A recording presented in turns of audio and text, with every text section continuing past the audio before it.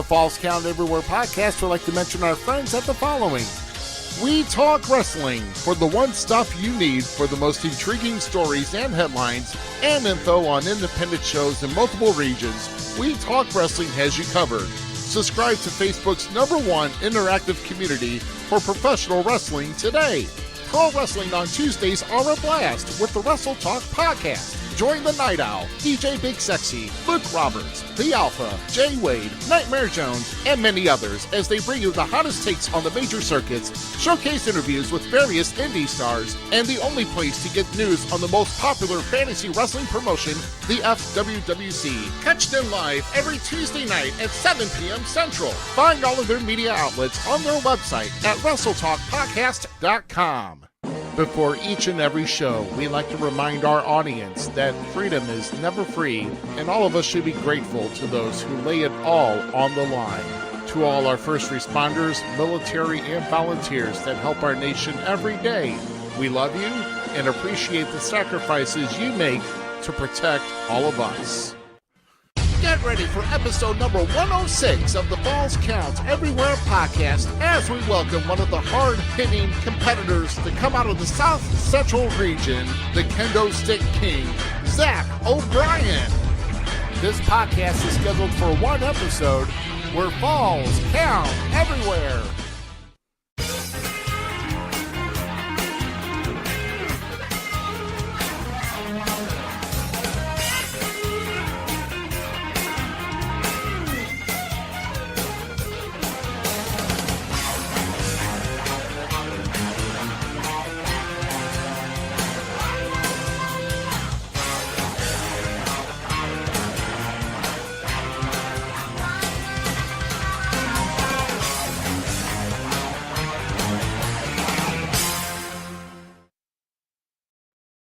Good evening and happy Sunday, everybody, to everybody out there. You know where it's at. It's your party right here every Sunday night here on the Falls Count Everywhere podcast. And it's good to have all of you joining in. We got a good number of viewers here right now. Go ahead and share the show. Once again, we're on Facebook, we're on YouTube, we are on Twitch, then Twitter at FCE Podcast. So make sure you share it. And also, hey, making sure you're liking and subscribing to every one of our pages here too, so I know who you are. And hey, I'm tired and beat as hell. We're gonna move on. I am Rick Rippey here on the left, and to the right, of course, is the Gem City Zmiz. And what was that entrance, bro? I'm trying to find the ticker thing, and I cannot find the ticker thing. There it is.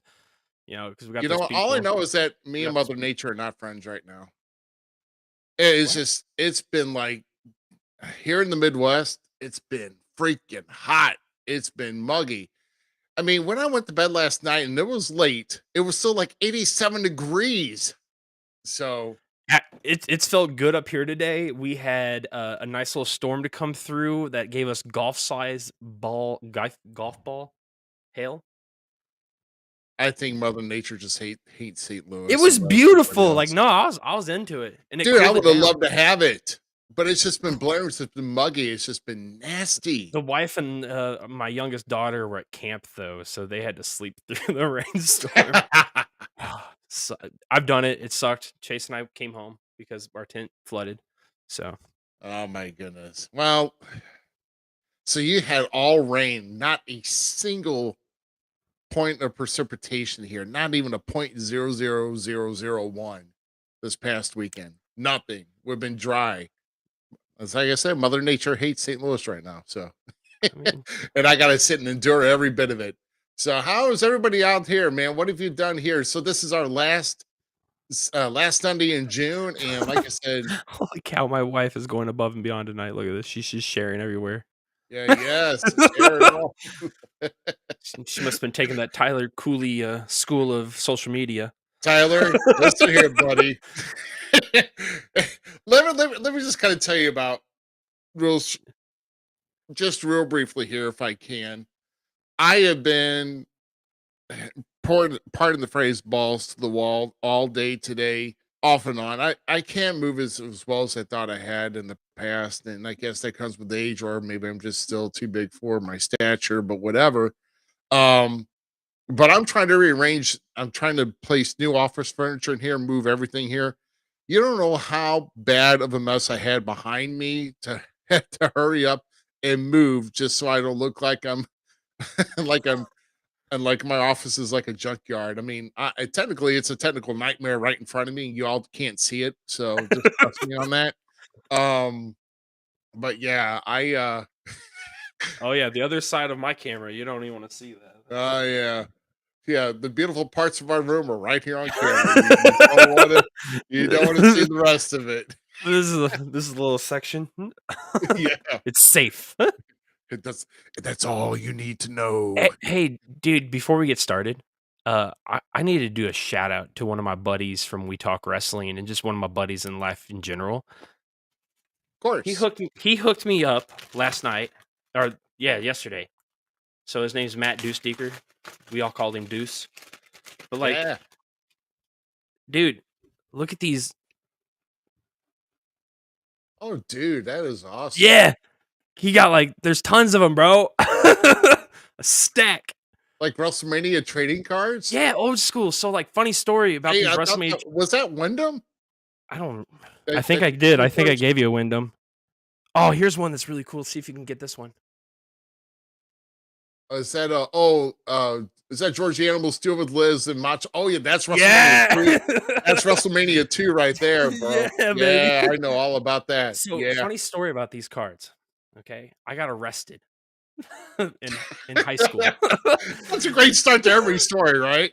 Yeah, I and got arrested. to pay for my fines, I sold my wrestling cards to like my big brother, who big shout out to him too. He's battling liver failure, but that's my Oh, brother. That's literally somebody I grew up idolizing and everything else. So this is not to be a sad moment. Matt's a cool dude, but he saved my ass, right? Because he mhm. bought my wrestling cards, and I had like stacks, bro, like stacks of WrestleMania cards for like $250. And like my other buddy, Matt Dewsticker, gives me a stack for free, bro. Like talk about full circle stuff, right? Like I'm tearing up a little bit over here. Like I'm pumped. And then he also gave me a holy grail item of mine when it comes to wrestling figures. Oh my. The ECW Punk, Oh wow. right? Yeah. Okay. And then I got this one too, but I had this one actually, so I'm gonna open this one up and give it to the kids to play with. Yeah. So yeah, Man. big shout out to those guys. But Nice. Nice. you're complaining about weather, and I'm over here giving props to the brothers.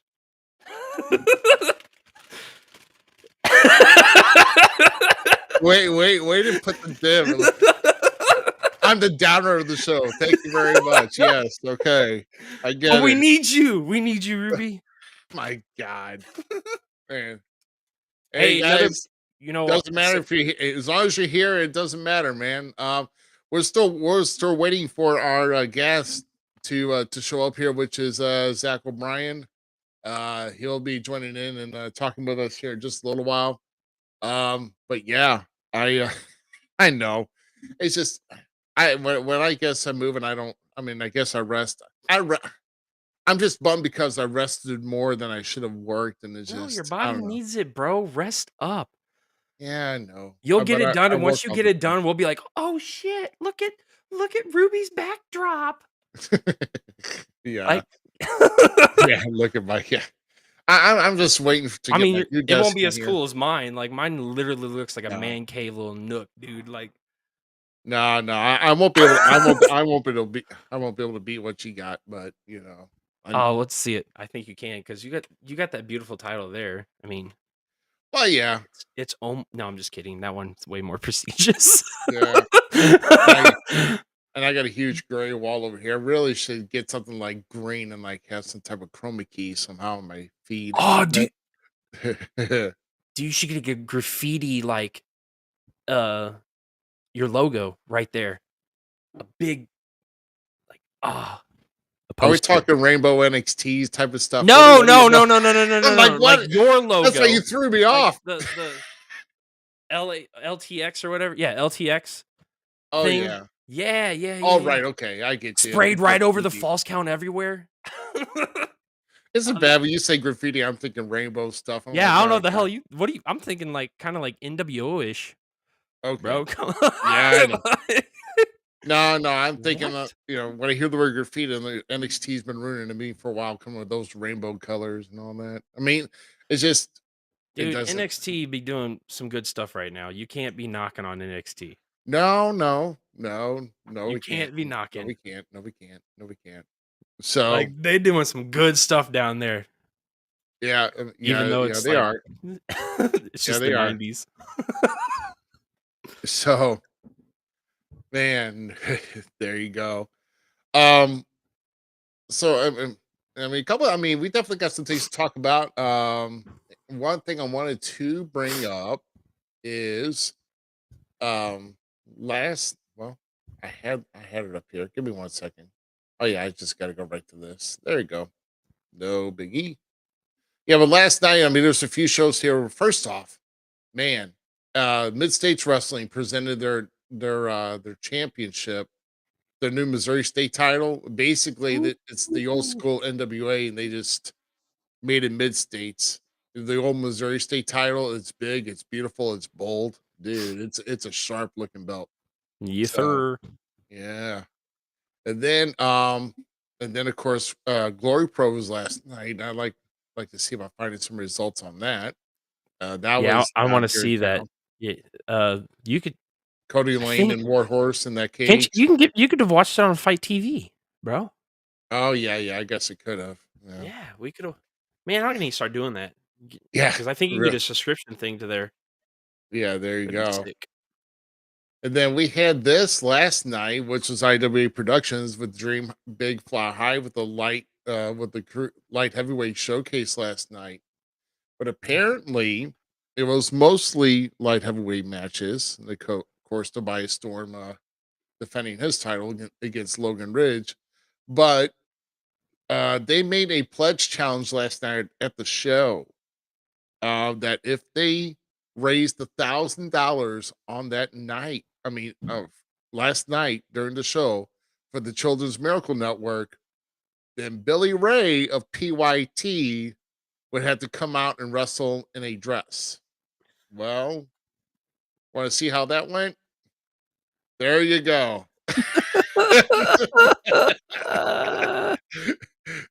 There Uh, you go. They did raise at uh, least $1,000 for Billy Ray of PYT. And, looks great. doesn't he just look so fabulous? Really working on those glutes. uh, so, oh my gosh, oh my god, what is? Oh, holy cow! Is your wife posting emojis? I think my kid is watching on there potentially. Oh, okay. Somebody's yeah. Dale chiming in. I guess last night it was quite the situation. I bet it was. It was a tight situation. Wonder if like, for Clint's sake, my buddy, if he did a pirouette though.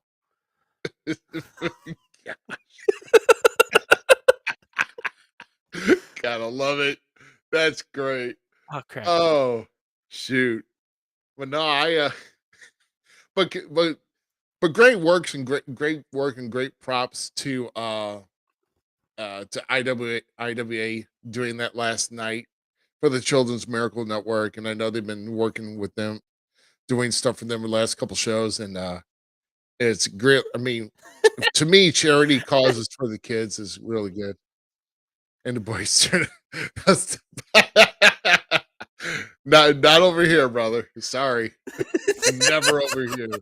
Never over here. No. I mean, oh my gosh. I guess we hit a trigger with the dress here. With the dress thing. Now we're getting say yes to the dress references here now. How many how many did he try on? I don't think he had a choice in this one. I mean, when you see the guy that was like the tutu like lace and all that all the way down. Yeah, that was some great stuff. Maybe now it's Playboy's turn. They say. Oh no. That's funny. Good job for those guys. Good job. And then you had New Breed down in Jefferson City too, kicking it. Mrs. Zmiz, please don't get yourself in trouble now. Right? Don't do it. Don't you do it. Oh my gosh. That's funny.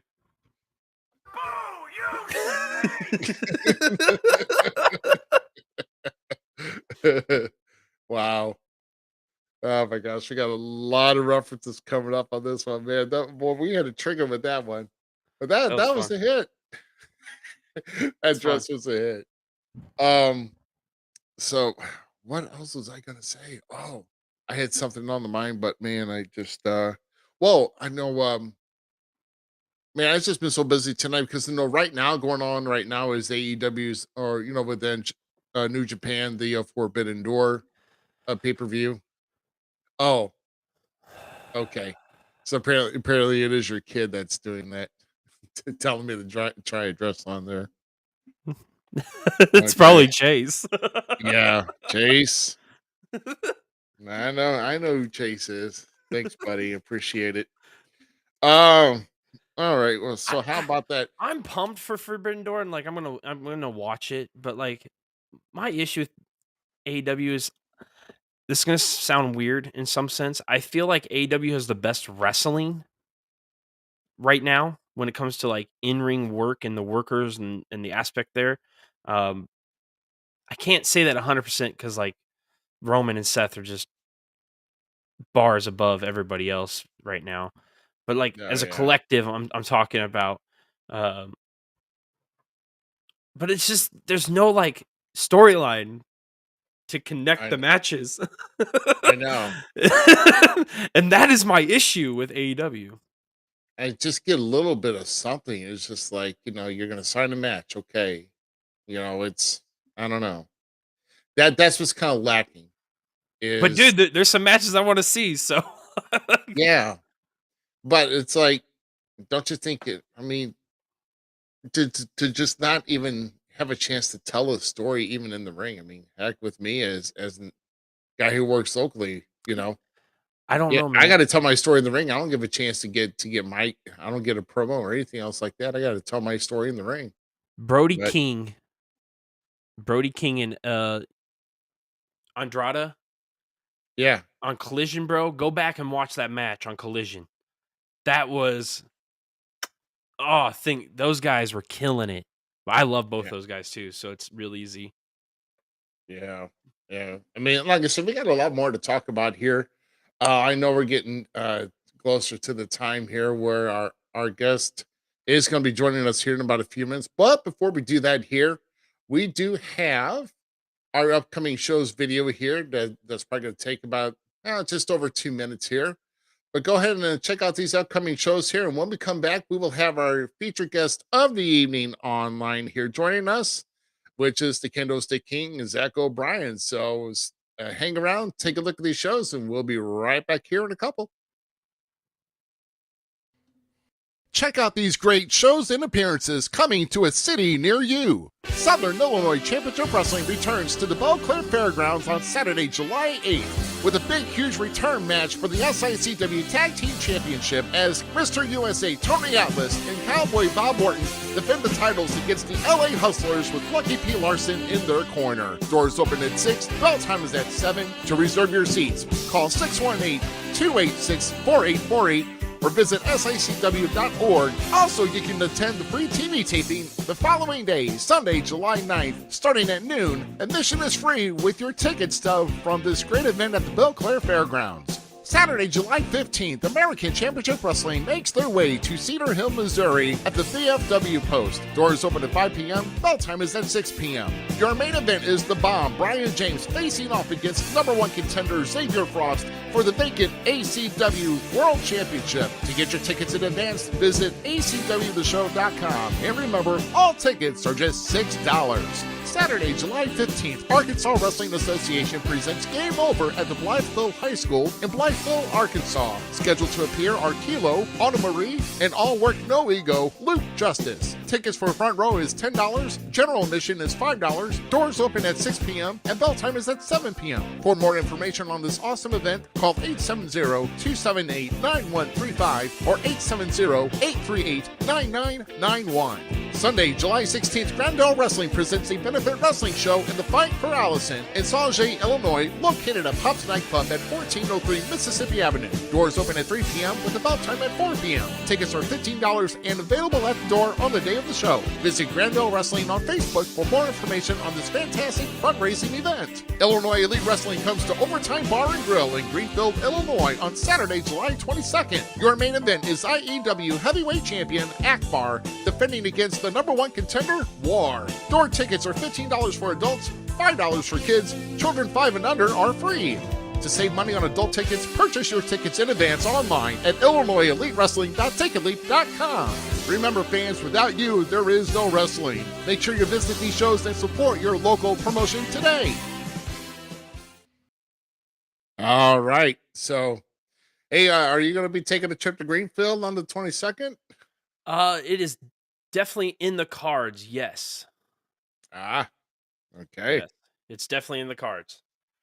You might see me pop up. Yeah, we need to see you. We need to see you stir the pot over there in IEW with the We Talk Wrestling show, and you need to take control of that, man. Tell people what you think. We'll see. You need to put Guido in his place, by the way. Just saying, the best. I think you're the best guy behind the mic, but of course I'm biased because I got you working for me. So I'm gonna be your corner, bro. You know this, man. So Guido's still my guy. Him and I work great together, and yes, he is missing my voice there. You can tell. Yes. I mean, you could always bring anybody else. Well, don't bring anyone else back behind the mic. Some people just guest commentators, who knows?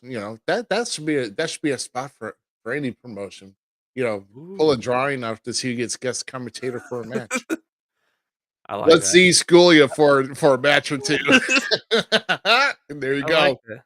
I like that. Maybe I can tear up Larry Wolf finally. There you go. Oh my gosh. Yeah, have Larry on commentary. You suck. You suck. You suck. No. Yeah. Just kidding, Larry. We love Larry here. We love Larry.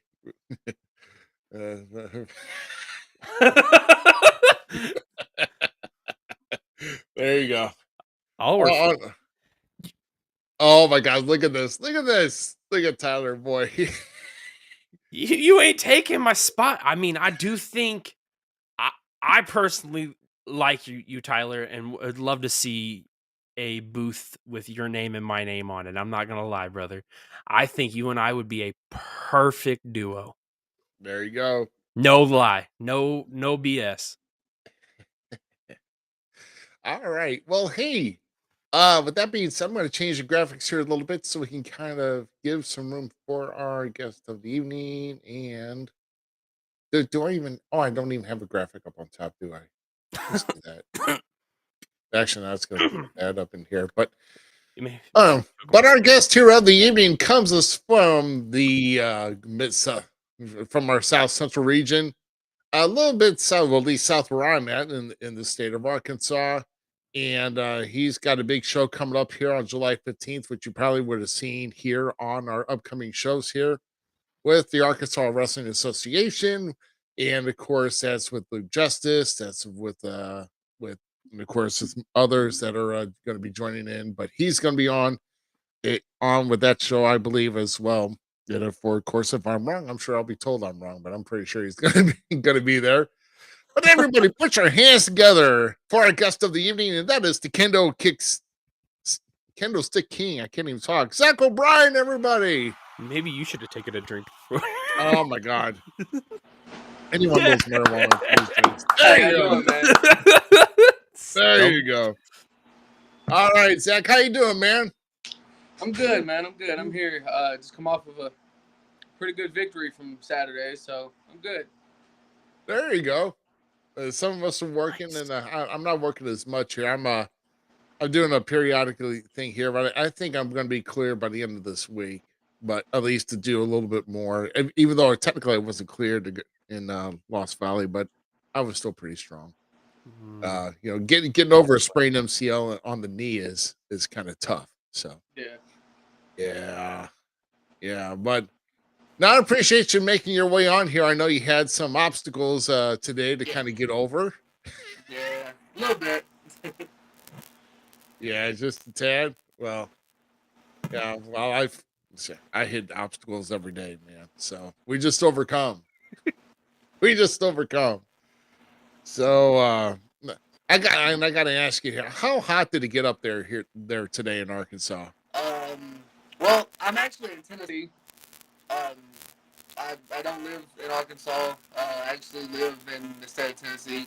But it did get up to right at 100 degrees today, so it was hot. Okay. Okay. About 100. Yeah. Uh, well, was that the heat index or the temperature? Because I know. No, it was the heat index. Oh, it's the heat index. Yeah. Okay.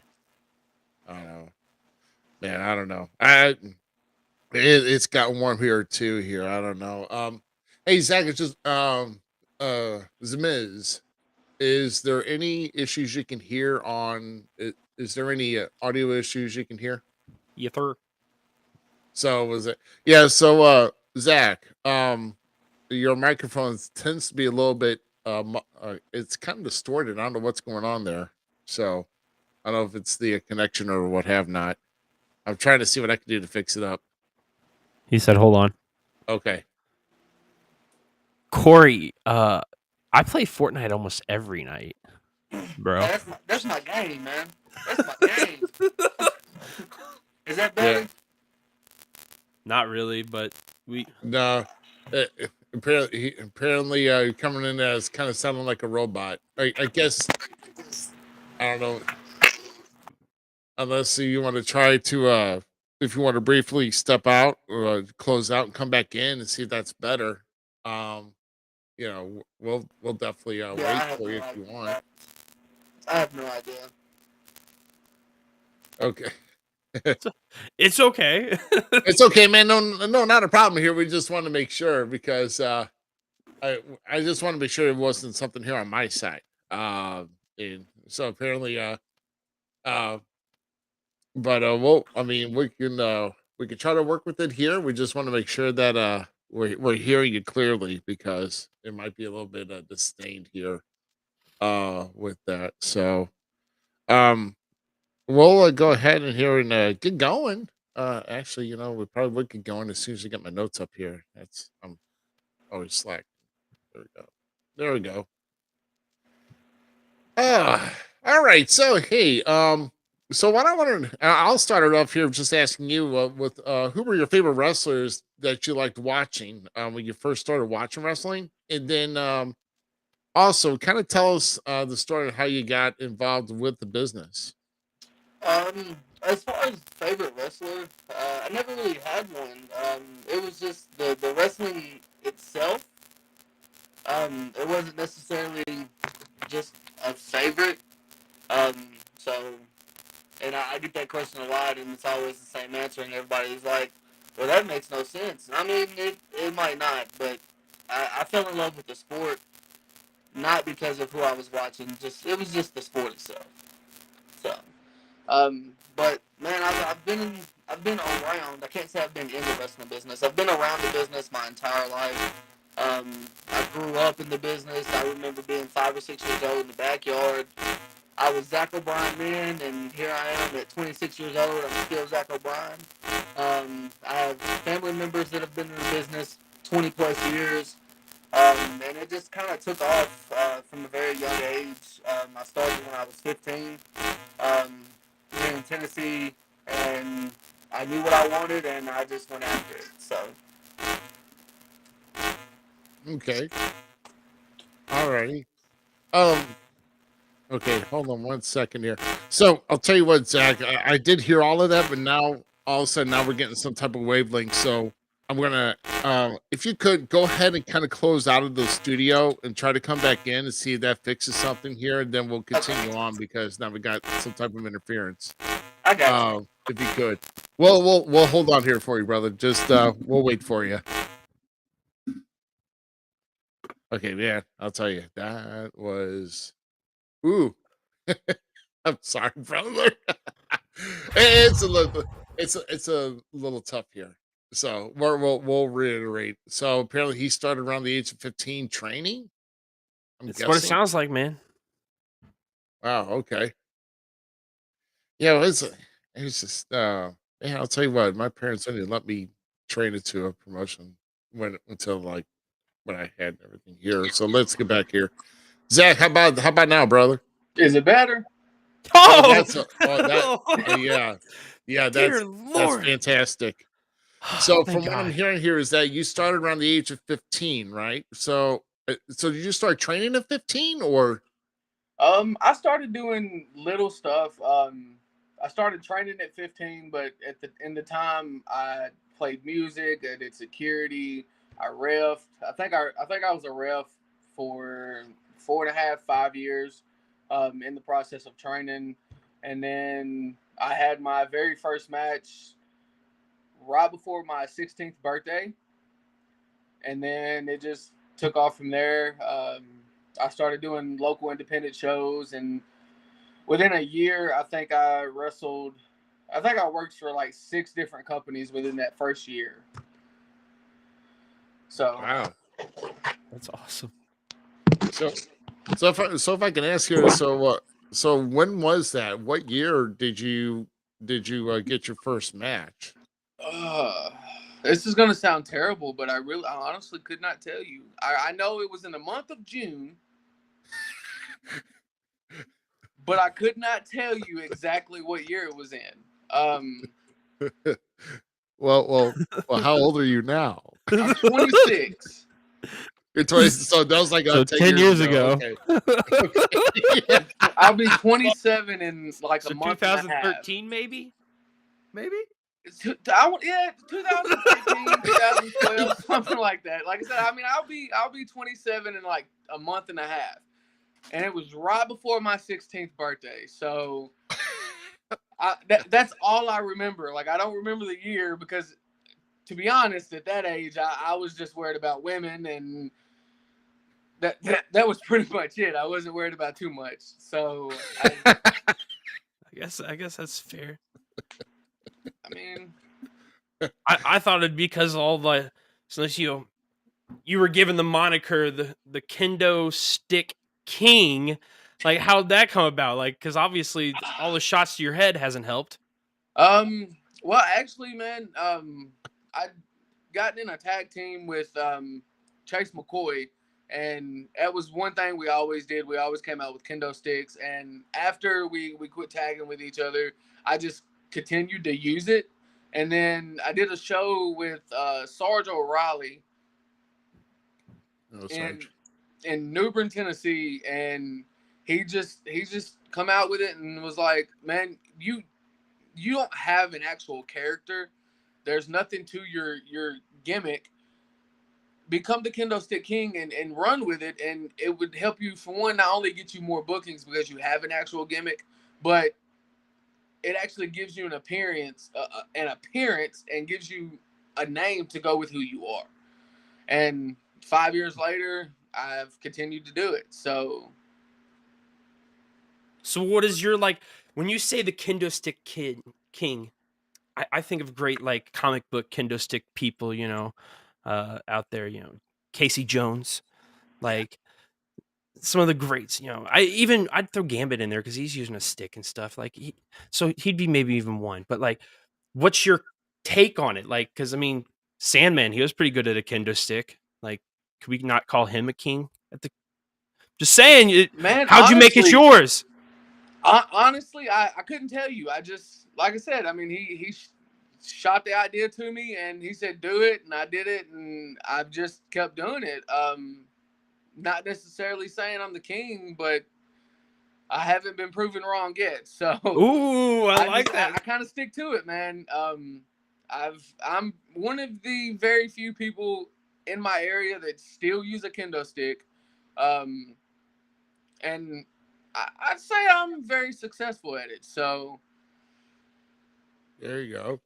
On 2K, I'd kick your ass with one. Just saying. That's my favorite weapon. So I'm 2K. I don't know, man. I've broken quite a few of them. Oh my Come on, god. you didn't like that one? Come on, this guy's getting it. I like this kid. He's good. Yeah. So I mean, I know you mentioned something about Sandman, but it's like, hey, at least no one had better not call him a Sandman wannabe because like, hey, at least you're not. I wasn't saying that. I'm just asking if he's living up to Oh, the not him. moniker.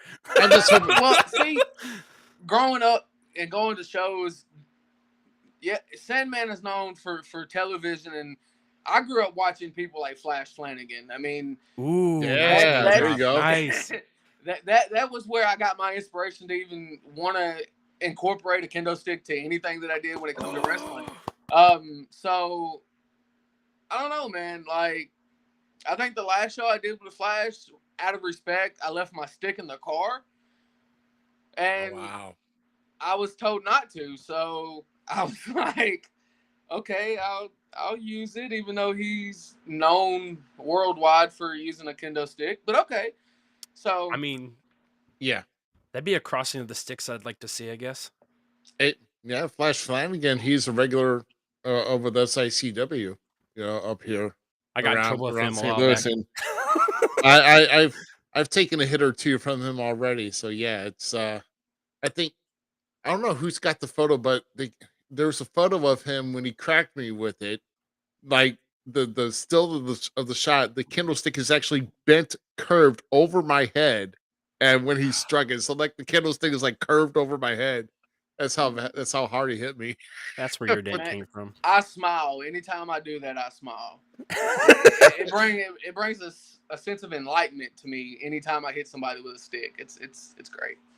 I love Okay, it. so for now we say you live up to moniker. I like it. I'm I've in. tried. Yeah. I've Sold. tried. And besides, so he's not like Sandman anyway. He's not half drunk going to the ring, and he doesn't leave a 400 bar tab unpaid. So there There you you go. go. No, I always pay my bar tab. I promise. I always pay it. I Always. mean, unless you want to pay for it. I mean, yeah. I mean, if you want to pay for it, I'm fine with that. But it gets pretty high sometimes. So If you ever think about doing it, Don't do it, all right? It would be a bad move. it'd be a bad move. Don't do it, man. Oh, so obviously, so you've been watching wrestling for a good while now. Obviously, you didn't know that you've been here about 10 years, whatever the case. So I mean, you got some good time underneath your belt. All years watching wrestling from the time you're growing up until now. What would you say the most memorable match that you've ever seen? man, I remember I was in Ripley, Tennessee one night. I was a fan in the crowd. I watched Derek King hit Stanley with a guitar. And at this time, I'm still a mark, and I'm like, why'd you hit your partner? That would have to be it, because at that time, they were running a tag angle everywhere they went. They were a hot topic. And that was probably one of the most, how do I put this? Like, in a fan's eyes, it was more of a oh shit moment, to the point to where Derek started crying. So the match itself, I don't really remember much of. I was like 8 or 9 when I watched this. And then the guitar thing happened, and Derek crying, and it was more of just the ending of the entire match more than just the match itself. Yeah, Derek King, yeah, he I know he still does work off and on um around the area, and I thought he retired at one time, but maybe he came back. But apparently he's still doing shows. But apparently, He yeah, retired. I think he retired anyway. I remember talks of retiring, and then like a week later, I seen him at a show, and I was like, "Hey, Derek, how'd retirement go?" and he ignored me. So I'm guessing it didn't go very good.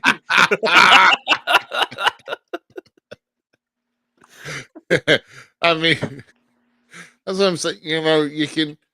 I mean, I I don't know who really started. I guess they got to blame Terry Funk to start that trend because he said he retires and he's coming back, and then he retires again, and then Yeah, you yeah. know, You never retire at this point. yeah, I I was gonna know, say, I think it's just a trend in the wrestling business. right?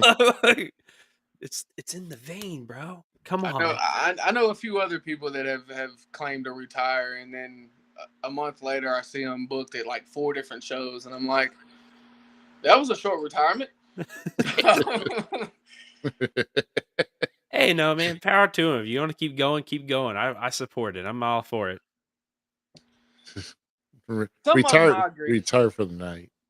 Some of them I agree with. I mean, I feel like there's some of them that should have retired before they ever started, but that's a matter of opinion, I guess. So, And we'll leave it Wow. on that. So with that, what is maybe a not so known fact about you that fans and wrestlers in the back even don't know about you? Like, what's some of like your dirty secret funds that you like to do, or just your hobbies that no one knows about? well, I'm a video game player. If that, dude, I play a lot of. I don't know. I mean, I play a lot of Fortnite and games of games like that, and I've been around a lot of people that, oh, that's homosexual or that's for kids, and I'm like, well, I tell you what, get you a game system and come play and see how bad I whoop your ass, and then you can tell me how you feel after that. Facts. But no, man, honestly, other than shoot job or being on the road for shows, man, I try to spend as much time as I can with my kids, man. I've got 4, so they're running around. Same. So I try to spend time with them. They go from 6 to 6 months, so I try to spend as much time with my babies as 12 I can. to 4. It gets better when you can start playing video games with them. I promise you that. I hope. Right now, well, I mean, like right now, my oldest little boy, he wants to be me. He wants to be in the business. He runs around. He'll pick up anything like a stick, a freaking curtain rod, anything. Daddy, my kendo stick, and I'm like, son. And he swings and it hurts, and I don't know, man. He wants to be me so bad, and it hurts because I'm like, dude, no, because you're trying to hurt me. No. Crazy. That's great. That's great. Oh my gosh, man! Ooh, 4 kids even before the age of 30. Zach, did you got your kids all 4 before 30, didn't you? Sure. Fuck, I don't know. No, I think I was 32 when Lincoln was born. I want to say. Oh, okay. I want to say because I'm 36 now. He's 4. Yeah, I'm 30. Yeah, he's 32. I was 32. Yeah, yeah. He slipped right out there. Just woo. Like, hey, how you doing? I always make the joke. He's the proof that Trump's wall would never work. Yes. Oh my gosh. Oh wow. Okay. You're here. I tap out. Terrible jokes. Oh my gosh. Well, anyway, so kind of getting back to what you were saying, about maybe some that maybe should have maybe even started in the business. This is kind of interesting here because sometimes they like to ask this, not too often, but is there anything that you see happening in the business today, whether it's inside or outside the ring, that you consider a bad thing? And why would you consider it a bad thing? And what would you do to kind of change that outlook? Well, there's not much that I can say is good at this point. The wrestling business itself has completely changed even since I started. Um, Yeah. the number one thing that I've caught at just about every promotion that I've been at are guys that either they're still training or they're maybe a month out of training, going to either the promoter of the show, the booker of the show. Hey, I deserve the heavyweight title. Why don't I have the heavyweight title?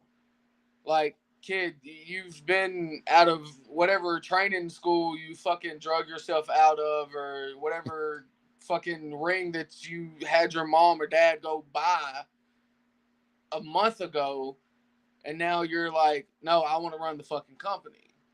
Or my favorite thing is fans that want to be more than fans and pay to train, and they're still fucking fans trying to be in a wrestling ring. Mm. I feel like there are too many fans trying to join the wrestling business instead of continuing to buy tickets. Pretty much, Mm. that's been a big thing for the last, to me, for the last decade in the wrestling business. Probably, no, I haven't been actually in the business that long, but it's like I've seen guys that would come in, train 1 week, and not show up for another month, and then come back a week after that and decide, okay, well, I'm ready to be in the ring after training one time. So to me, there's too many people trying to trying to get in the wrestling business when they have no business being in it. Well, And you have people yeah. that let them because, hey, that it's not their money that's getting spent. They're getting the money, so why not just take their money and let them do what they want? Right. Well, they see. So here's the problem I have with that. I mean, because I'm in my. I mean, I've already completed 27 years, going into my 28th year. Right. I'm in my 28th year right now as we speak. Um. So, I mean, I trained for 4.5 months before I got my legit first match, which was even a 6-man tag at that point.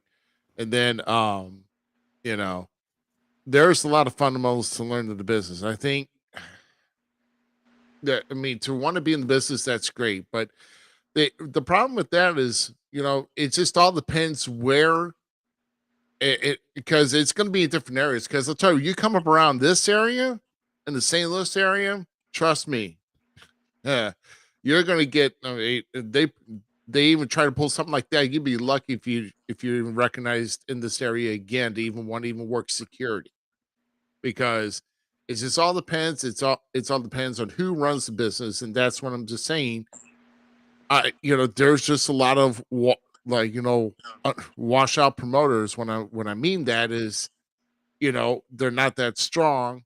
They just want to take money and, or whether they take money or not. It's just I don't know what the deal is, but they got to be strong and stand for the business. I mean, I understand fans want to get involved, but there's many ways that you can get involved with the promotion other than being in the ring, because you got to start from the bottom. That's even selling merchandise for a veteran or whatever. That's working concession stand. That's working security. That's even getting behind working doing audio visual. If doing something in the back. Ring person. I mean, like ring person gathering the gear, bring it back to the back. There's so many things that you can do. Okay, you know what? I wanted to jump right out. I mean, I had a different gimmick or whatever in mind, and thank God I didn't do it. But they're like, no, that's probably not going to be a gimmick that fits you. But no, they gave me a rock and roll gimmick to start with that I had for about a year and a half. But I digress from that. But then of course I went on and done my own thing. It gave me some time. These guys get in here and they just want to do what the hell they want to do, and they're a flash in the pan, and they don't want to be seen again. So it's either they don't take the business serious, they just want to get in the ring, see what it's like, and you can get hurt if you're not properly trained. You know that.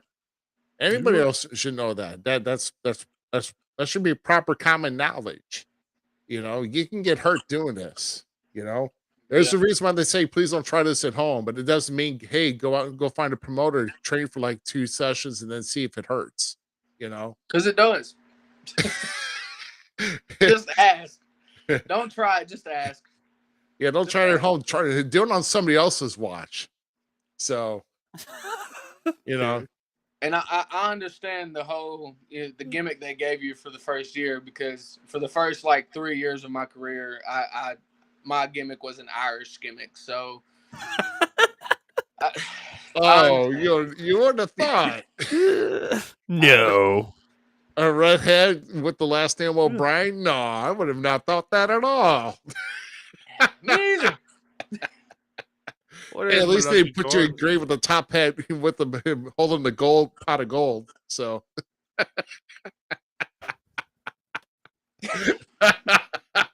Okay. That did happen, actually. Oh, no. Man, look, I did a show. It was around St. Patrick's Day one year. Oh, no. And they brought me this big black kettle full of little gold wrapped candies, and dude, I don't know what it was. It was a top hat with a big old shamrock on it, and said, "Hey, so you're gonna go out with this, and you're gonna wear this, and you're gonna throw candy to the kids." And I'm like, "Huh?" But I'm supposed to be this badass Irishman that just wants to fight. But okay. So yeah, that did happen. Oh, that's funny. And to think, I was thinking that Disney movie back in the day, The Luck of the Irish. You ever seen that movie? I have. Ruby has no idea, but like, that's what I was thinking as you're just turning. No, it was bad, man. Like they somebody shot an idea of getting a rainbow carpet to kind of just push it like a red carpet all the way out to the ring, and I'm like, it's not, guys, no. Yes. I think if they would have done like the Lycan, was it Underground? No, what was it? Underworld. You know how they got the Lycans to run faster than the cars? They were on the carpet, right? They should have done that for your leprechaun walk to the ring. That would have been amazing. Sell it. I mean, now that I think about it, now do it as the Kendo Stick King, bro. Well, I mean, now that I think about it, like I probably could have made good money off of the gimmick itself, but you should bring it back. You should fuse the two into one.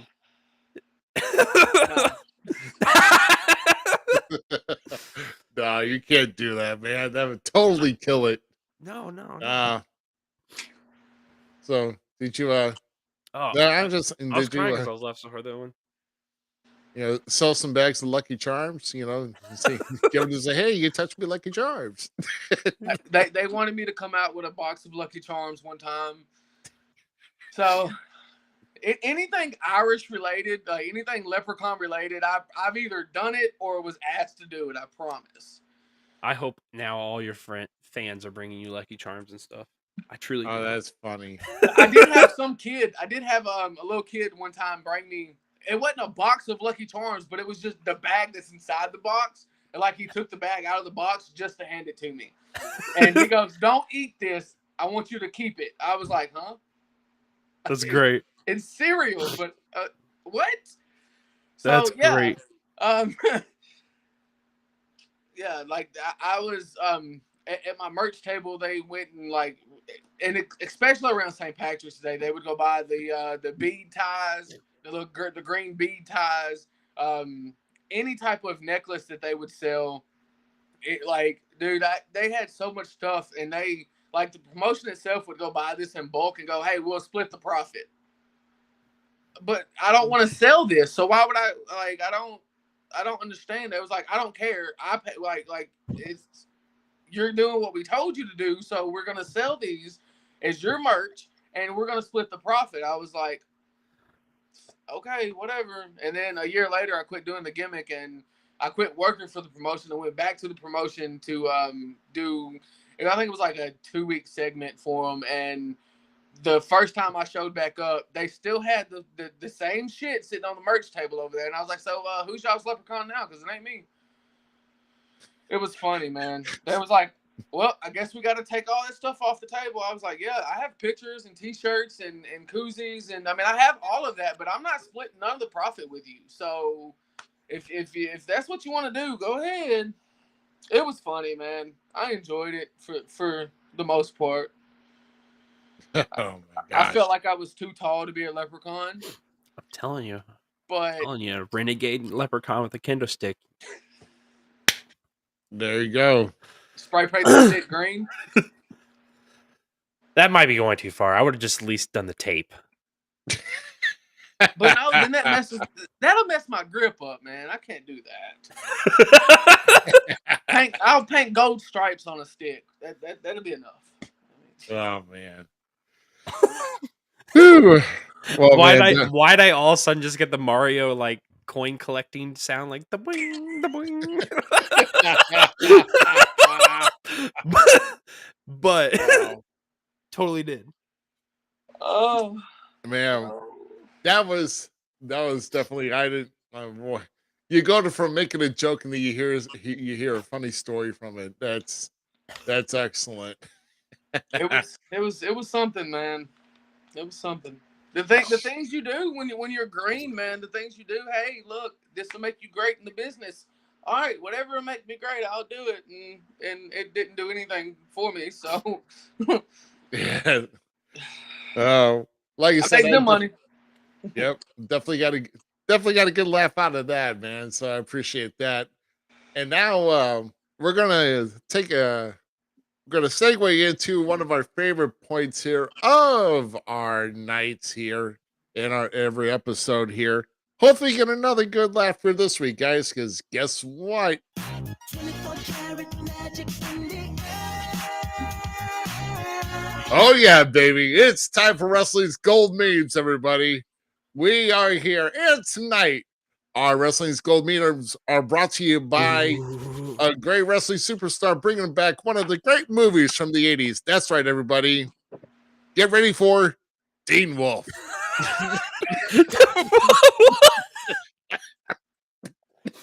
You know what's really funny is my kids have been actually rewatching the MTV series Teen Wolf here lately. So that just makes this even better. But like, that's funny. That's hilarious. There you go. Give another way for Mox to get over here. So to start us off, me looking at the Taco Bell menu knowing damn well I'm going to order the same thing I always do. Facts. That is true. Very true. Every time. Crunchwrap Supreme chili cheese burrito. Every day, all day. I get the Nacho Bel Grande. So Actually, I like chalupas too. So sometimes I do switch it up. see, I don't. It's always a Nacho Bel Grande. I don't know. I'll get out there. Yeah. So what's y'all's new specials? I don't care. Give me a Nacho Bel Grande. Chili cheese burritos is a must, though. Oh God, those are excellent. Yes. Those are good. Yeah, and I missed their enchiladas too. That was pretty good. They brought it back for a short time, but then they took it away again. Just Taco Bell is one of those fast food restaurants that Zmiz will go eat, even though I'm doing terrible things to my belly. Yeah, Hey, I as just long as you order. drink I enough just water. You're okay. I promise. Yeah, I just order on Drink the app water. and I go like, "Hey, I got an order." I can stare at my phone because I don't want nobody honking behind me. Then I have to get out the car, and be like, "Hey, what the hell did you say?" No, just... You'd pop Oh, next. There you go. Me selecting a profile picture and a picture of me 10 years before I actually gave up. And it's surprising how much you see this. Oh my Like, God, I it's so love surprising. that. I love that. It is so surprising how much you see people actually do that. Yeah. God, that's funny. I've been kind of guilty of it, but it's but I got more recent ones on there now, so can't get me on that anymore. I just do it the easy way. I just go to the promotions that I've worked for's page, whatever the most recent one was, I take a picture of myself and post it. So hey, There you see me go. when I look good. That's about all that matters. There you go. Oh, what do we got next here? Oh yeah, you're facing somebody fartsy, but you don't know who. There you go. Bobby Lashley. And by the way, it's never me. So I can't wait for him and Seth. Usually the guilty one is always the person who says it's never me. So Now, hey man, I'm hey, I'll claim it. You know, I don't care. I don't care. We're like, hey, you know, it takes the average American, or at least the average person, passes gas 14 times a day. Why do you know this? Why is this just a random fact? You're just don't like. Holy cow! I know you work for Apple, but you don't got to be Siri over there, bored as heck, listening to the conversation and giving me a fact that I don't even want to know. I was fixing to ask the same question. Like, how the hell do you know that? This is why I don't play Wheel of Fortune with you on PlayStation anymore. I barely even get on it, man, because I'm too That's a busy doing fact. other things, you know, like studying, you know, doing fart studies. So, you know, I want to shoot whoever did this anyway. Anyway, moving on. Hey, So, not which, by me. the way, Not me. hey, women have to admit they do it too, because if not, they would implode. Anyway, moving on. Will you book glamour shots to take a wrestling promos in the 80s?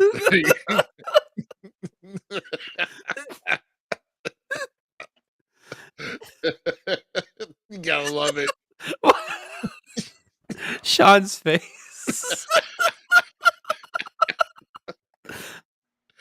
Oh my gosh. All right, good. Oh gosh. The Rockers hit it big in the 80s in the WWF, and this is the great photo we got. So that was horrible. I've seen some other crap. That's when both guys are able to look straight into the camera. Anyway. It looks like they're going, hey, you. Yeah, you. Oh my gosh. I think maybe I have one more. Oh yeah. Yeah, guys, when you talk with a girl and she knows you're a wrestling fan, you say, hey, this could be us. Instead, you said wrestling was fake. So Move over. That is probably the best one I've ever seen when it comes to something like that. I would do that so fast. I think I have. I've actually kicked somebody out of a vehicle for telling me wrestling was fake. I mean, it wasn't like that, but I mean, I stopped and pulled You at least pulled over. Like, hey, get out of my car, please. I was gonna say, did you tell them to tuck and roll, or no? Because they probably would have looked at me like I was retarded or something. Like, what does that mean? So it was more of a skirt. Can you please get out of my car? And then like a year later, hey, so why'd you kick me out of your car that day? Click. Think about it. Maybe you'll know. That was funny. Hey, you know, and if hopefully you guys got a kick out of these, and if not, guess what? Maybe you can stand up and salute one of the greatest Canadian wrestlers of all time. Oh yes. There you go. You don't like it here? Try this on for size. Say your Edge of Allegiance.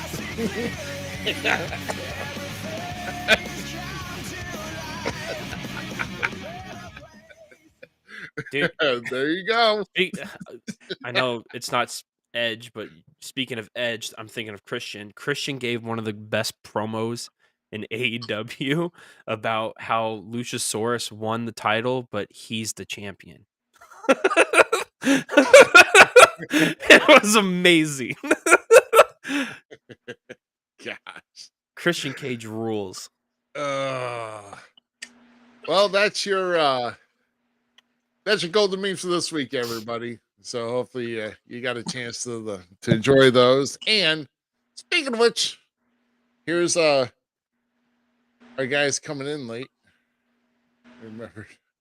Oh my god. Oh my gosh. Speaking of which, I mean, you got to quote. He's part of the Flair family. Like he wrestled, unfortunately. yeah. Let's bring on our third member Bring here him in. of our podcast family. GQ is actually here in the building here this evening. Yeah, just show up whenever you want. God. I Show was in the started middle an of hour making, ago. I was in the middle of building stuff on Horizon Worlds. I forgot the time. So Get out of the virtual reality, man. Building God. a lot what? better than regular reality. Oh yeah, well. And this is also one of the memes. That's why I just either make a picture of my cat or a picture of my pop figure as my profile photo and don't have to worry about it. Okay. I mean, that's cuter than you. So. Uh-huh. Oh my gosh, where's my crickets? Okay, anyway. We love you, GQ. Thank you for joining us. I missed it. There's a lot of things I've been Oh missing. no! Oh no! Don't. Don't you stage left. You got to come back. You've been on here. Now you're on. I love you. I have other jokes right now, but I'm really refraining. Let's talk to the guest. How about that? Easy. Okay. Yeah, that's easy peasy. What are you doing? That's not the guest. I'm That's changing views. the other guy was the one that makes all the farts. So I'm newish into the business. Been in what 4 or 5 years now, roughly. Roughly around that. You've been there 5. longer than me. But who are some of the veterans you look up to? Because I know I have a list of guys, not only promoters and also wrestlers, but other commentators, whatnot. So who do you have, buddy? Well, first and foremost, I brought him up earlier. Flash. Any chance that I get to talk to him, I try to take all of his wisdom. He's kind of my inspiration on the whole stick thing. Sarge O'Reilly has been a big part of my career. He's been there to guide me in situations that I didn't know what I was going to do. If it wasn't for him, I don't know, I'd probably be one of these big fish in a little pond at one promotion because I think I'm the shit. Mark Justice actually has done a lot for me over the last 8-9 years. Motley Crue was another one. Grew up watching him. I've been in the ring with him a few times. Enjoyed every bit of it. There's a lot of them around, at least in this area, that have been in it so much longer than me that I've had the opportunity to humble myself to be around and take knowledge from them. So just the ones that I named specifically they've just done more for me or for my mind in the business. But like I said, man, like especially Flash and Sarge, Flash being my inspiration to who I am now as far as gimmick wise, and Sarge for always being there he's been my dad in the business, to tell me, look, kid, you're messing up. Don't do this. This is what you need to do instead of what you're doing already. And my stepfather, actually, he's been in the business for 23 years, I believe. His name's Big Dave. He's an announcer, but he has such a great mind for the business that anytime I'm at his house or anytime we're just sitting around at a show hanging out, just to pick his mind for the ideas that he has, not only for whatever promotion we're at, but for promotions in general, is amazing. So You got to love having those kind of connections in the family to begin with. I mean, all three of us had no prior connections whatsoever. yeah, man, I I get told all the time that I'm where I'm at now because of either the family that I have in the business, or my stepdad being who he is, or knowing the guys that I knew as far as Sarge and Mark and even Dixie Collins. Knowing all of these guys that have been in the business and have been around for so long is the reason I'm where I'm at. And I'll always have the same argument, and my statement is simply they gave me the knowledge, but I busted my ass to get to where I'm at. So, dude, I enjoy it. Like, yes, it was an advantage to have those guys in my ear at all times or on me at all times. Some people don't have that advantage, and I'm very grateful for that. And for the ones that don't have that advantage, I mean, I apologize. Some of us just get lucky. That's the only way I really know how to put that one. I can't say that I chose to have that advantage. I got lucky, man. I mean, I'm taking the route like I am that fan that you said earlier, but I view myself differently, and I know a lot of the guys in the back will back me up on that. That I was a fan that loved wrestling so much that was trying to do the journalism side of it, and just take in all that knowledge and stuff. And I love the promotion. Like, so one of my big ones is Herb Simmons. I'll say it right first and foremost. Like, I listen to him anytime I'm in the room with him, and like anytime we get to sit down here, thanks to Ruby letting me meet him. But Douglas O'Shea, I don't care what anyone says, that guy's a dime to me, and I love him to death because he opened the door to all this, to meet these people. So I could have my people that I would shake a. I don't care what anyone says about them. Them are my people. They're the guys that opened the doors, broke the steps for me. So GQ, yes, you one of them. Help me find my voice a little bit. He's sitting down there like, damn, what am I, chopped liver? Oh no, Like, no, he knows he's not. But I get it, brother. I get it because I'm taking more of the DDP route. I came in late, 32. 31. Hey, better late than never, man. Better late than never. Yeah, so I think GQ's got our next question here for you, Zach. Of course, they always want me to ask the question about botches and everything because, you know, I've done a whole lot of them in my time. But is there any moment that stands out to you as an unplanned or botched scenario in one of your matches? And if so, what had happened?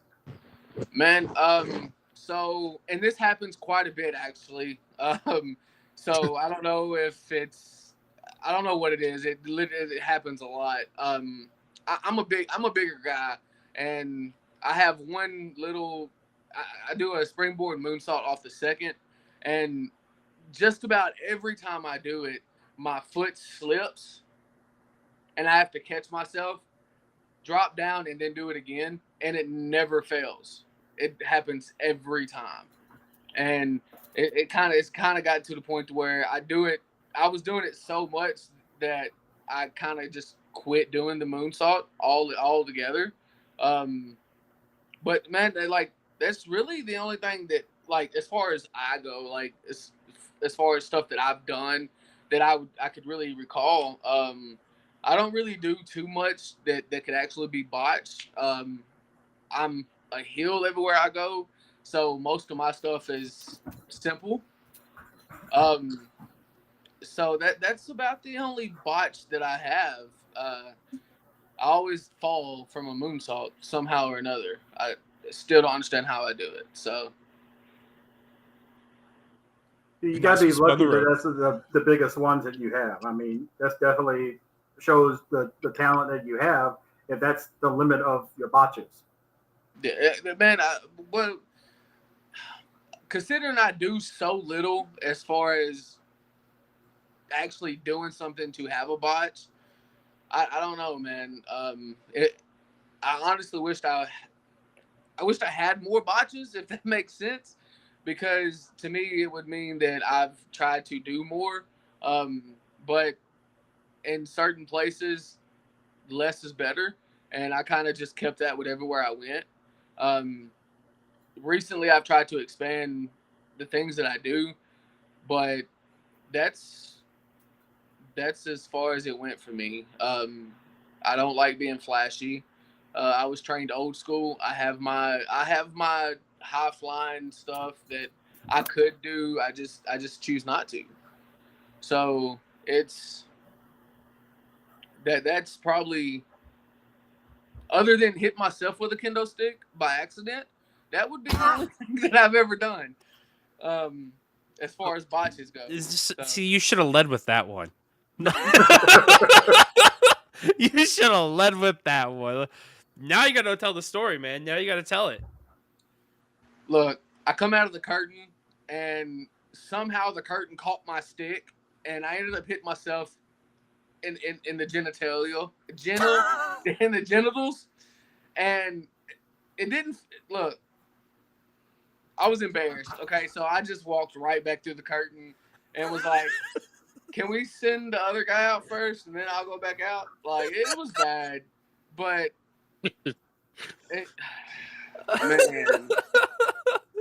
man. Oh no, there was this one time, and it wasn't even a kendo stick. It was during the whole Irish gimmick days, and I'd made a shillelagh out of a plastic. It was like a soft plastic golf club for kids, and I'd taped it up, and I had tape going all the way up it, and I put socks on the club part itself, and I taped them up, and I was working Cody Melton in New Bern one night, and I went to hit him with it, and the socks flew off and hit the announcer in the face.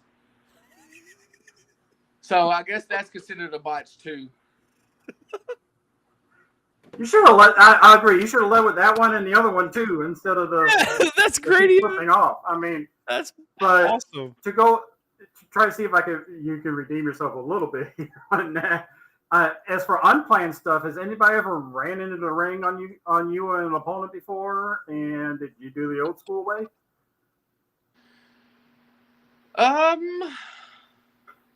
No, not that I can think of.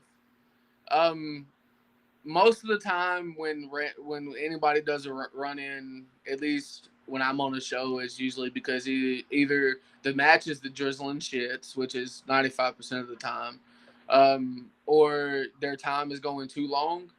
So most of the time it's like I haven't. I think the last time anything like that happened was, I want to say, like 3 years ago. But it was me doing the run in with a few other heels because the match was literally the drizzling shits. I watched a guy crotch, like just straight crotch to apron trying to get in the ring one time. But, yeah.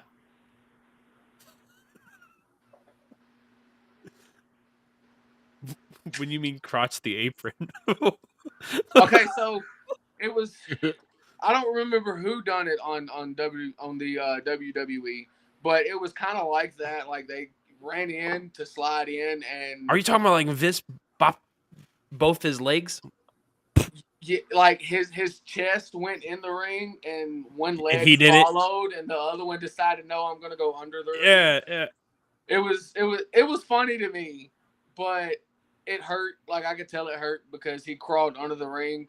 It didn't come back out until after the show was over with.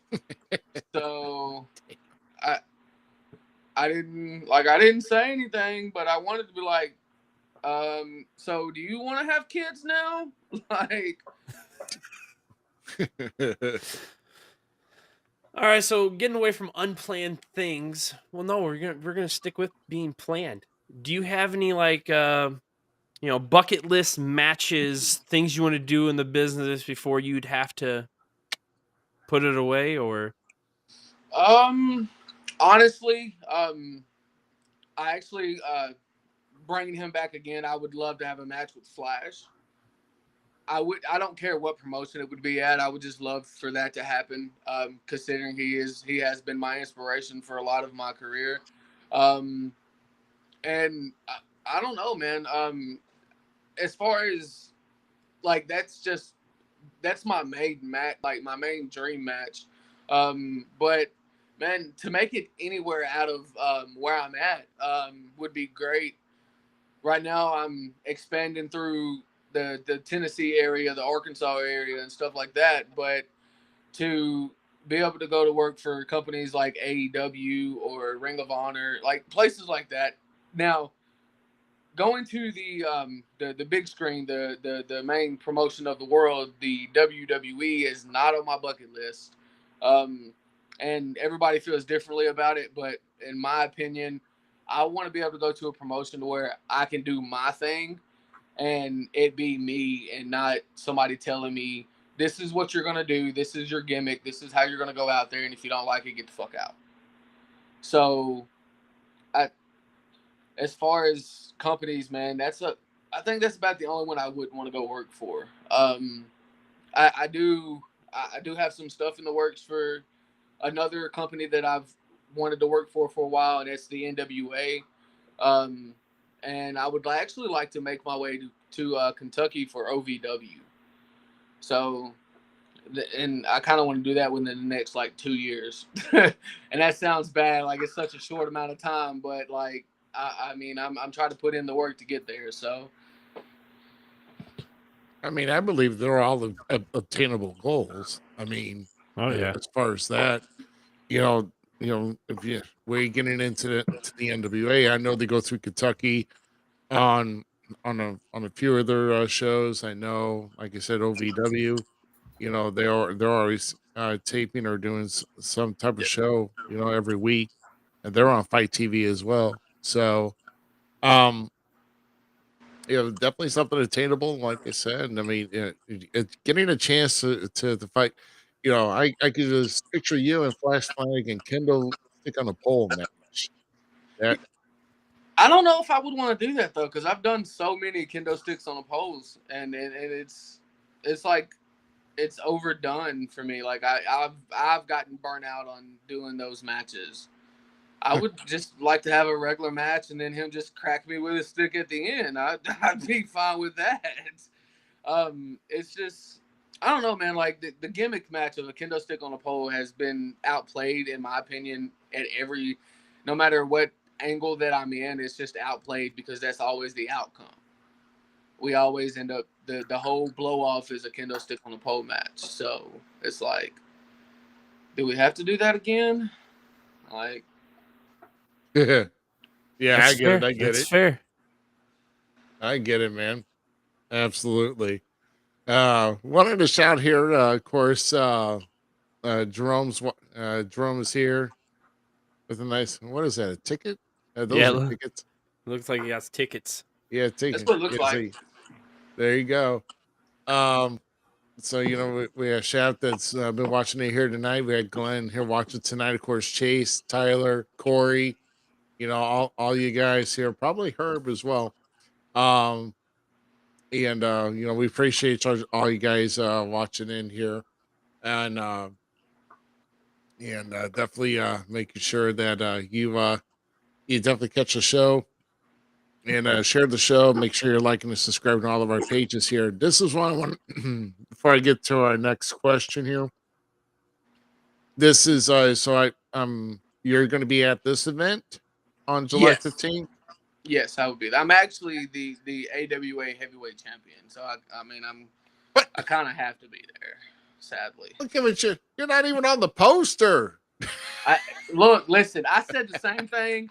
I didn't want to sound arrogant, like, "Hey, look, I'm the champion." Like, you couldn't have put me on the poster, so no, I just kept quiet and just like, Well, whatever. go knock Luke Justice's head off then. And get yourself in his spot. I mean, I have. I've already done that, and it did no good.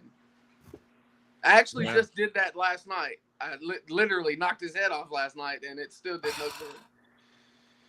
Yeah, this guy gives me the willies. You can probably replace him, but Well, both of them. I actually like that guy. Really? Like that guy. I like that guy. What's their names? So the one with the purple hair, that's El Loco. The other one, his name is Joka. Joko. Yeah, Joka. Okay, so give us a breakdown of the whole paper here. Well, let's see. You've got All Ego, No Work, Luke Justice. That's I'm all blind. ego. I'm blind. Give me a second. And then right beside him is the Evolution of Gravity, D-Lo. And then you've got the two clowns in the middle. And then beside D-Lo, you have his. I don't know how to describe the man, but it's D-Lo's dad, Kilo. And then on the far side, you have Autumn Marie, which she's an asshole, but she's probably one of the best female workers around our area. So, I mean, Wow, Nice.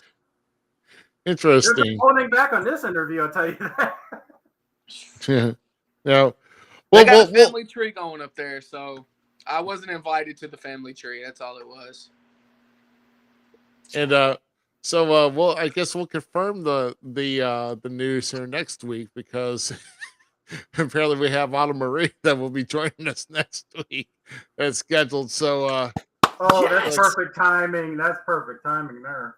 it's like a So Hey, a little look- birdie said you're an asshole. were you the one whistling? I think I have a show with her coming up, so Yeah, she's gonna beat you up now. I'll hit her with my stick. I swear I will. I swear. Don't It's- say anything, you two. I'm Wrong not. stick, guys. Wrong stick.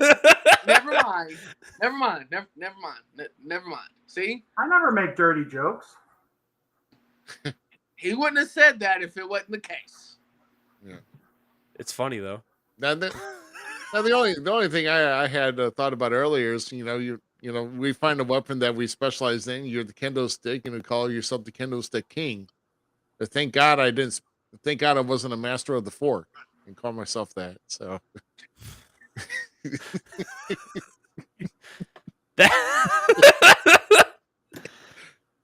Where's that cricket button? Where is it? Where's I dare to say those two words together. I'm just saying. He said that Luke Justice is a dork. That's what he said. His mom's cool though. Heck, his dad's even better, coming in and beating on him in the middle of his true. interview. That is true. That was classic. I said, Dad, get out of here. That was awesome. See, this is why I'm glad I have an office and like a little an actual work area for situations like this. Yeah, I lock my door. Nobody comes in. I don't get to go out until I get done. So I don't have to be on here getting beat up by my father who couldn't beat up a wet paper sack, Ooh. So Ooh.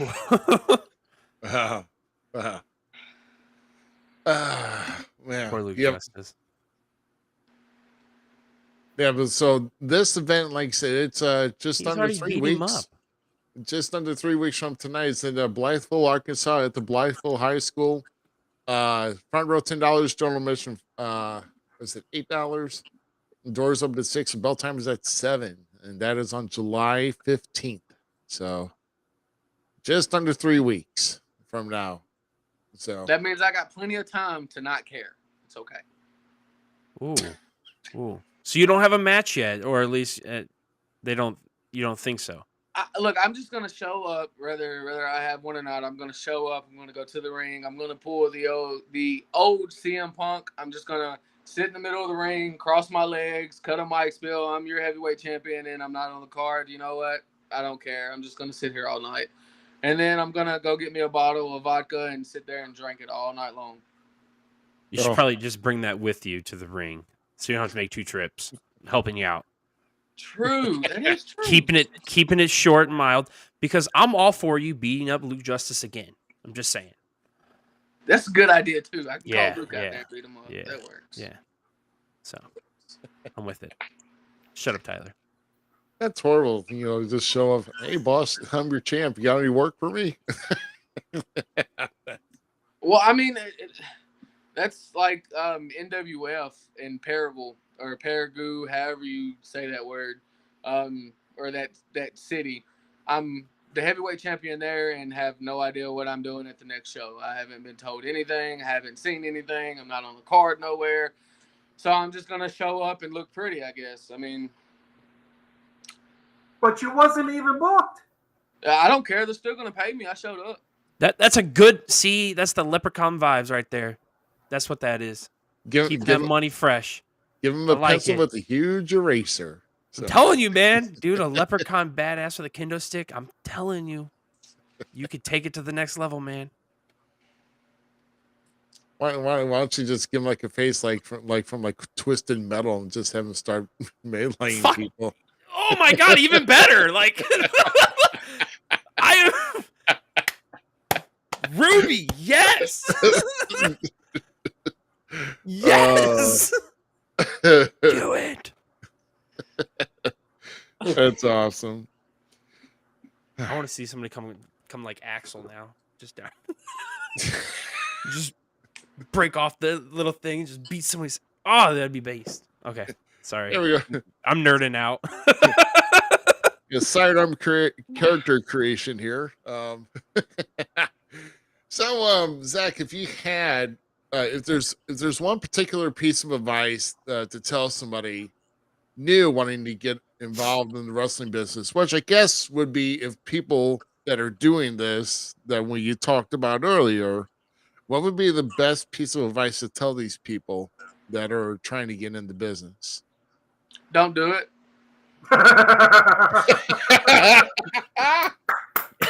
You know what? I heard somebody else once tell me this too.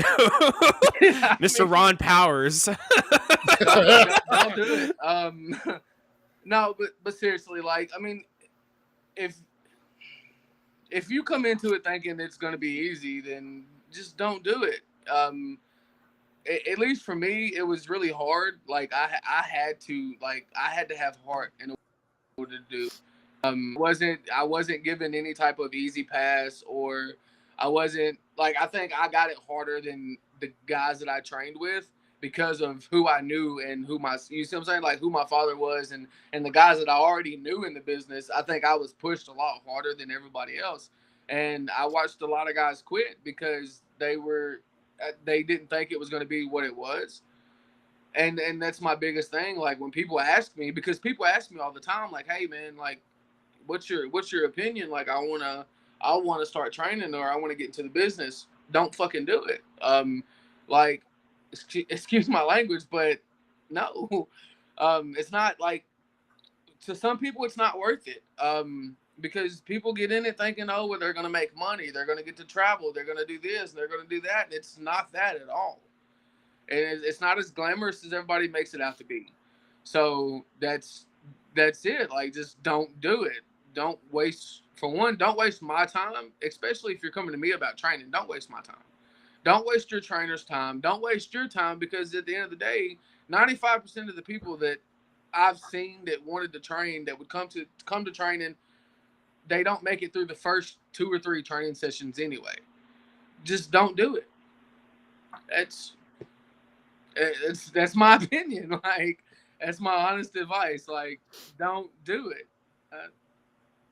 I mean, it's kind of a testament though to see. I mean, you have to let. I mean, for those who want to try it, if they can't make it through the sessions, then I guess they know their answer.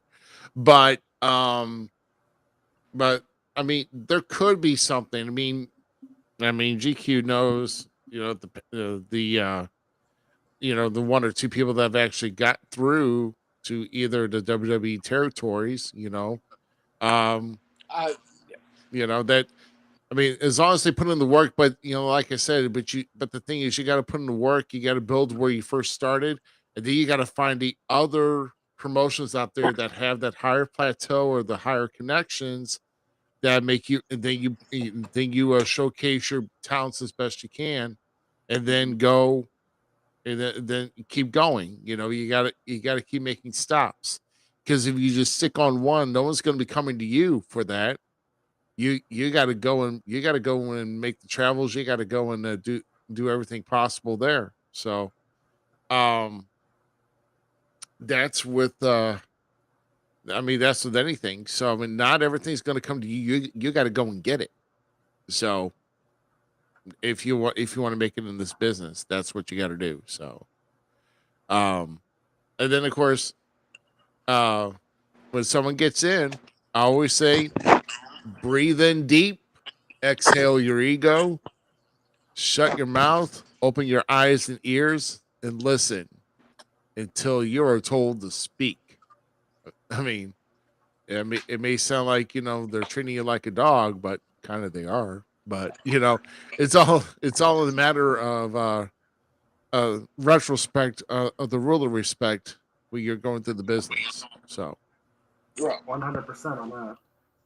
yeah, and trust me, because I had to go the same route. Because trust me, you come bouncing in with an ego, thinking you're all that, you're gonna get knocked down real quick, and I've seen it happen. And you don't want to be that person. Trust me, you don't want to be that person. Sorry, y'all. I had to run and get a phone charger. Oh, running dead. Yeah, actually I have mine running down. Mine's about completely charged, sitting on my cradle here. But anyway, who's playing chat tag?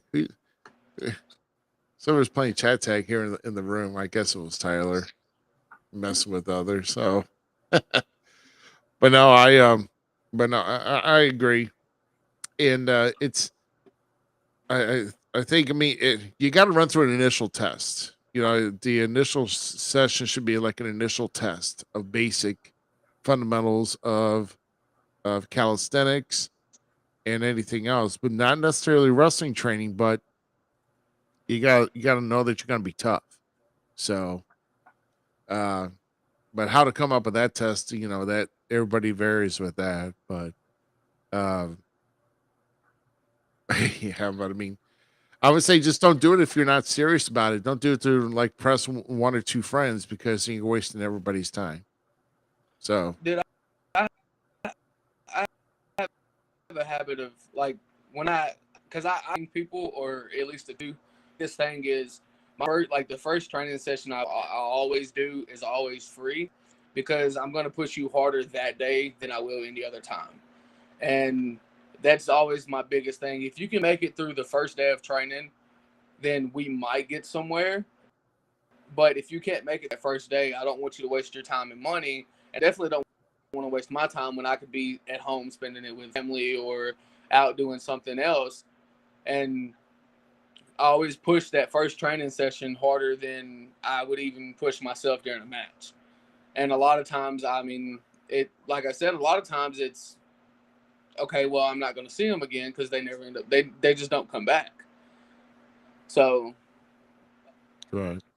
now for the people that But for then the people that get in and train, like, if you train and you work hard and like you develop you develop the need to actually want to do it, it's different. In that case, go for it. Like, try to go as far as you can and succeed as much as you can. But it's always, my go-to is always, once again, just don't do it. Like, it's a waste. If it's going to be a waste of your time, why would you even attempt it? So, But I know me and Ruby have seen so many times they'll make it 6 months and quit, or quit after their second match or whatever.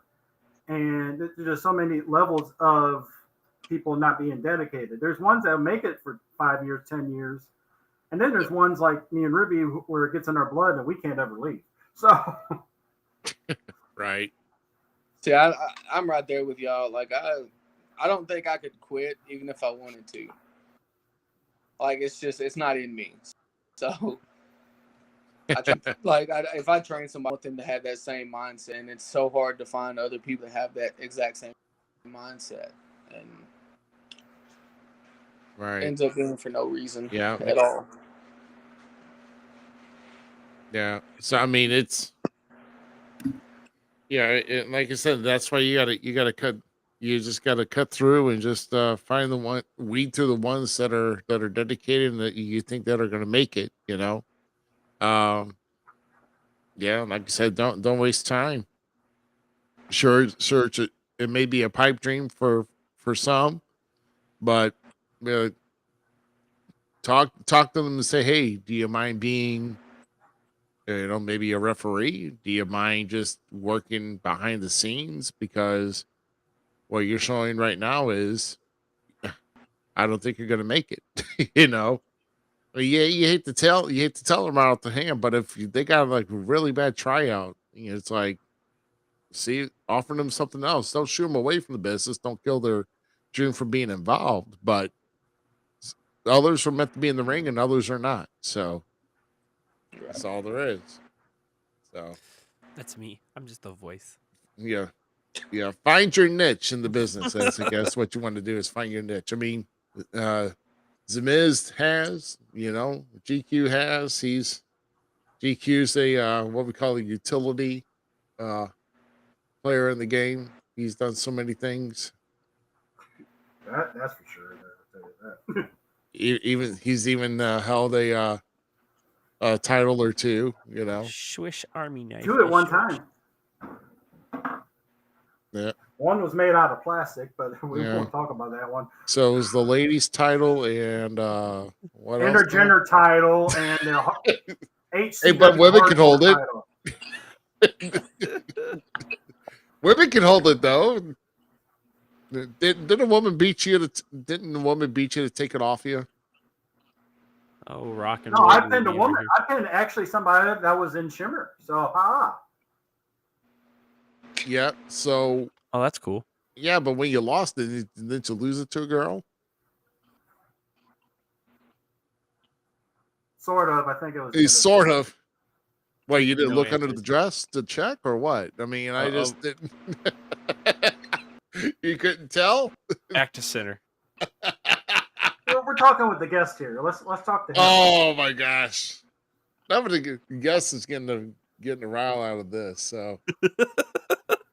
Okay. Zach's like, God dang. But Kendo Stick King, the other title, he held the hardcore title at one time, believe it or not. Made out of really thin plastic with stickers on it. Hey, it was hardcore. Hey, it was a $10 investment, but it was still a title, right?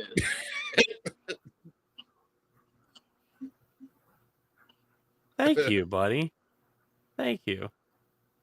Yeah. So, did you lose that to a woman too? I'm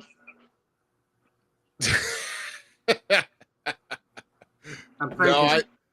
No, technically. Oh, wait. Oh no! Yes. What are we going Yes. there? Oh man! Yes. Okay, Not you then. do it. They wasn't a woman then, but they are now. So Wait, what? What? There's a trigger conversation. Let's just move on that one. Oh, we can have trigger conversations. No. Oh my gosh! I know who you're talking about. Man. Well, no, wait a minute. I'm not singing. I'm not going to say anything. No, it's okay. I've seen it. Yes, I thought yield sign. I thought was going back. I don't know. I have to ask about that, and I know somebody that would talk to them.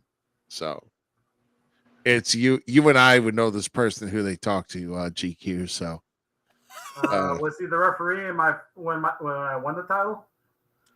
Oh, I don't know. I don't know who's the referee. When you beat up women, I don't keep track of that. So, hey man, will you move on to talk to our women guest, are very please? Thank you. or when the women kick your butt, I don't pay attention to that. Because Moving on.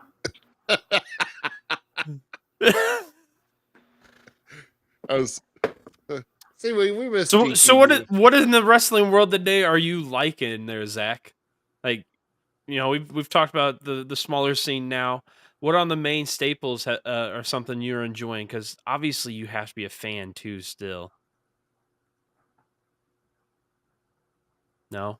You didn't like that question? Zach, is he still here? He froze. All right. Can you hear me? A little bit. Look, I think it's lagging. Yeah, you're lagging, buddy. Yeah, I feel like it. I don't know what happened. I haven't done anything different. It's still sitting in the same spot it's sitting the whole time. You're good now, though. You're good now. We'll find out how it happens then. Because I was talking earlier and nothing was coming out, and I was like, "What?" Oh, we weren't ignoring you. No, I know that's what I was saying. Like I could see you because I could see it coming out now. Then earlier when I was talking, it wasn't showing that I was saying anything. It was just like I was just sitting here. Sorry, buddy. So did you hear what I asked you though? No, I did not. Fair. So all three of us are still vastly fans of the industry, right? We're still watching main staple wrestling. What is something we've talked about the lower stuff now and the local promotions and stuff, but what on the main staple are you enjoying right now? What's like striking your fancy is the great stuff? Man, not taken away from the fact that I'm a fan of wrestling. I always have been, but I haven't really watched very much. Adulting has gotten in the way of that. Um, I work nights at a shoot job, and then I do other stuff on the side as a shoot job, and then on the road all the time. I just never have time to actually watch anything. But the little bit of AEW that I've caught, no, there's no like the whole thing with Adam and Dean and all them, and with CM Punk coming back to AEW. Like I've watched all of that, but I really just I feel like some of the things have been done, and now they're overdoing them. So I just try to stay away from mainstream wrestling. It's weird. Like I keep up with independent wrestling, or at least certain people on the independent scene. But as far as mainstream, I really haven't watched any of it. So I personally don't find any offense to that because indie stuff's just as good. Like you can find some great stuff on the indie scene. I love. It's no secret that I love Glory Pro Wrestling. I don't know if you know what those are up here. One of the local promotions. That's one of my favorites.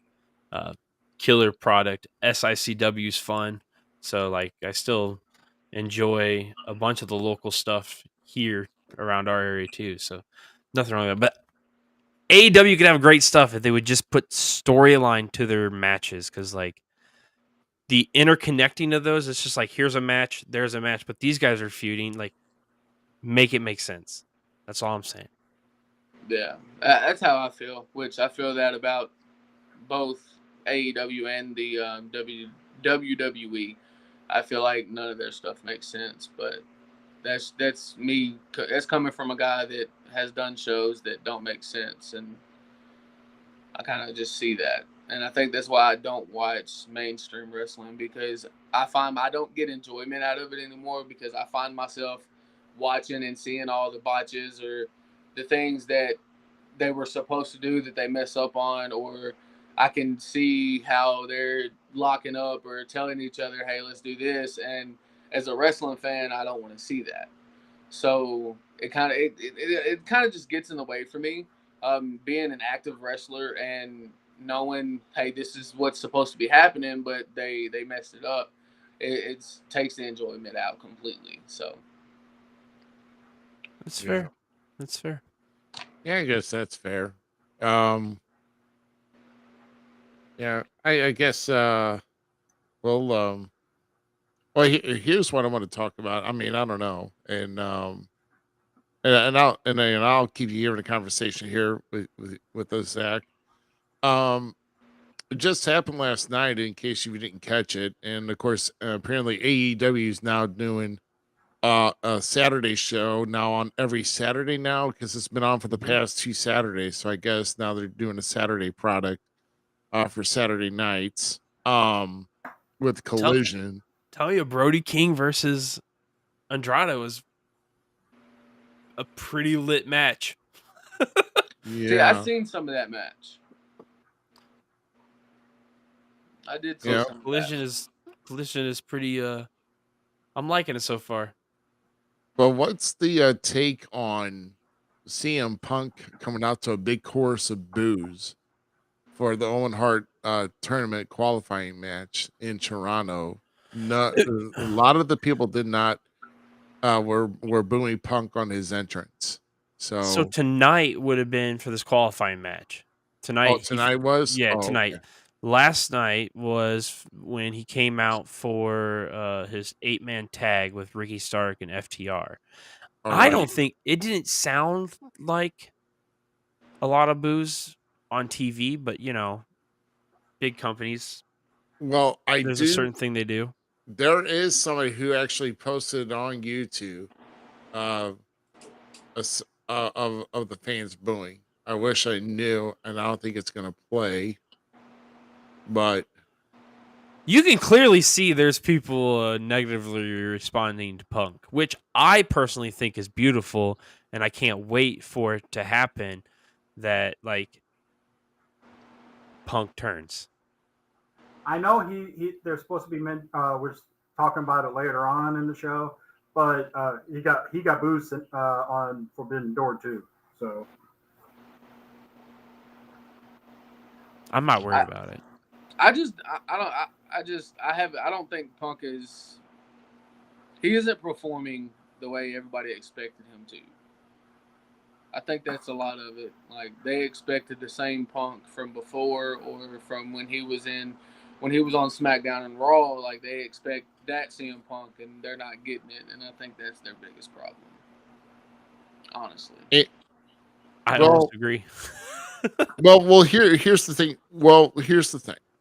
Okay, the way that Punk had to leave, we all know about the whole, the press conference after he won the world title, and then he ends up gets in a fight with the freaking Young Bucks and Kenny Omega, and then he basically has to exit because of everything that frazzled there.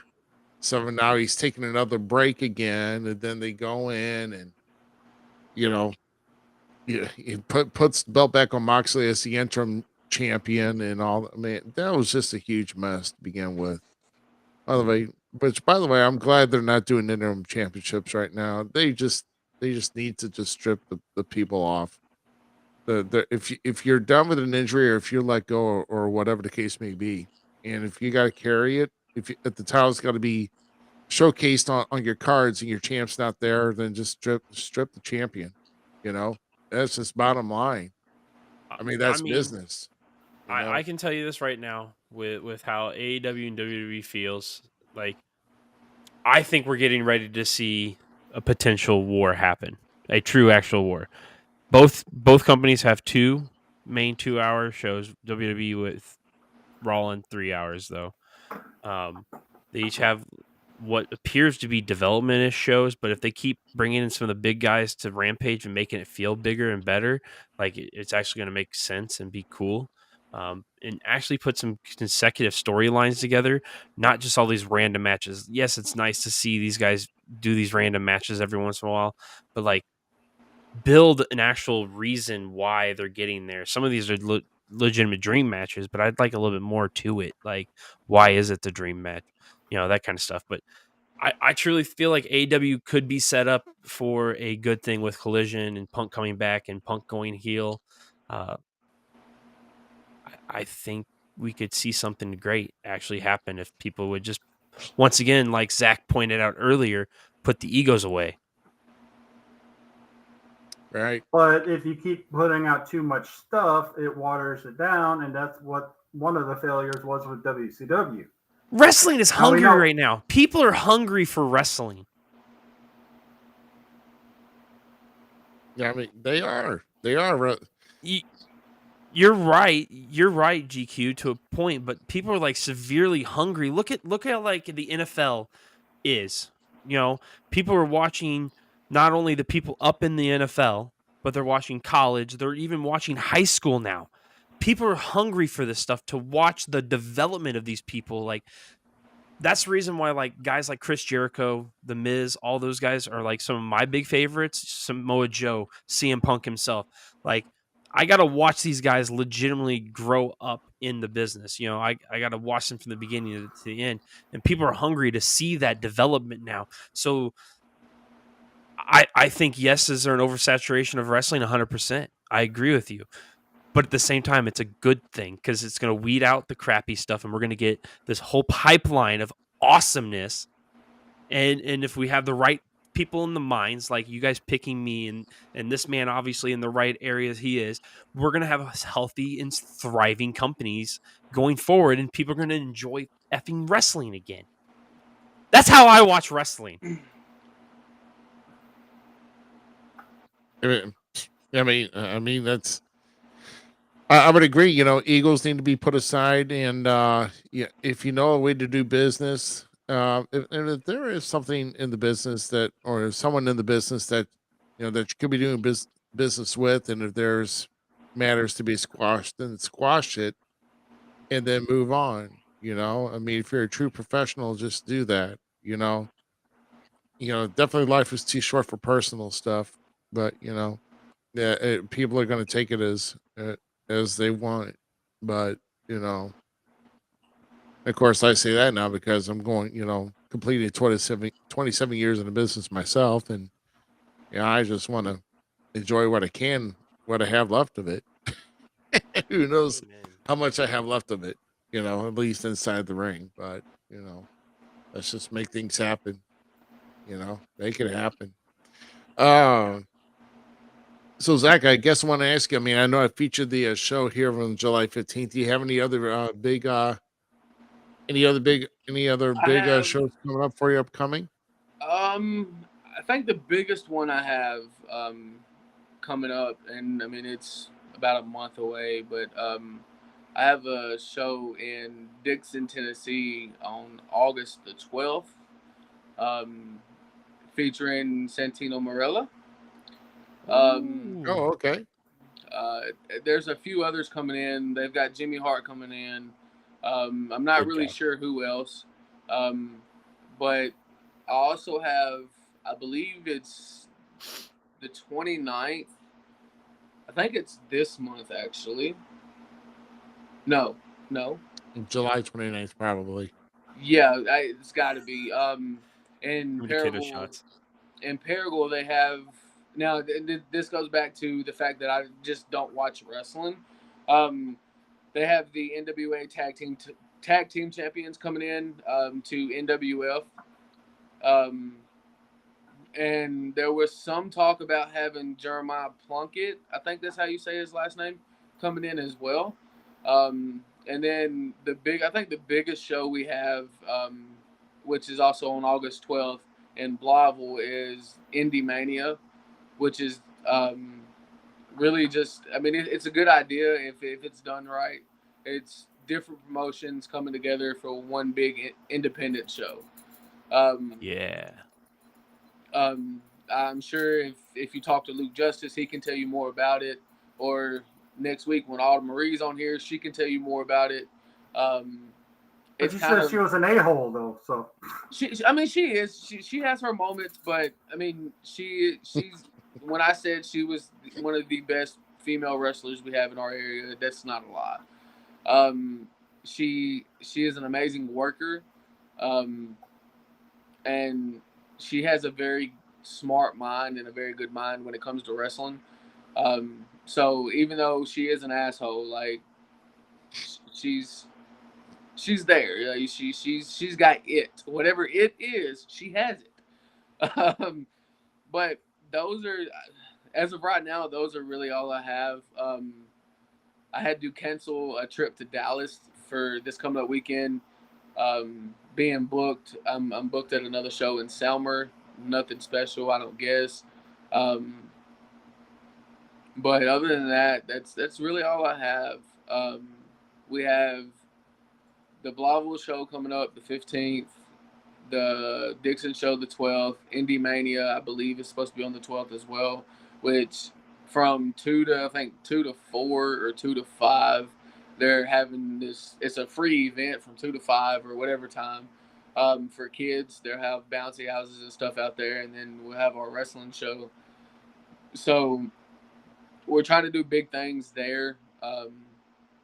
And then I have my local shows here that um, they're doing their own things. So yeah, I think that's about all I have as far as actual events that matter. Um, I have my weekly shows every Friday, every Saturday, or whatever, but nothing special on those as far as any big names coming in or anything like that. But I'm looking forward to the 12th. Getting to actually share a ring with Santino Morella is going to be fun. So where can we find you on social media or anything, or what are you doing on social media? Are you not a Um, social media guy? I mean, I have social media, like I have Facebook and I have all that, but I mainly like with Facebook. I mainly use Facebook for memes, and I share wrestling, and that's really all I do on there. And that's how every like promoters contact me, and that's just it's my shoot name, I believe. I'm kind of halfway asleep. I've worked all day, and then um, but I believe it's my shoot name. It's Zachary Bates. It's ZACHERYBATES. Um, that's that's on Facebook, and my Facebook is linked to everything else that I have. I do have a small YouTube page with just a few uploaded videos, and that's just look up Zach O'Brien on YouTube, and it should pop up.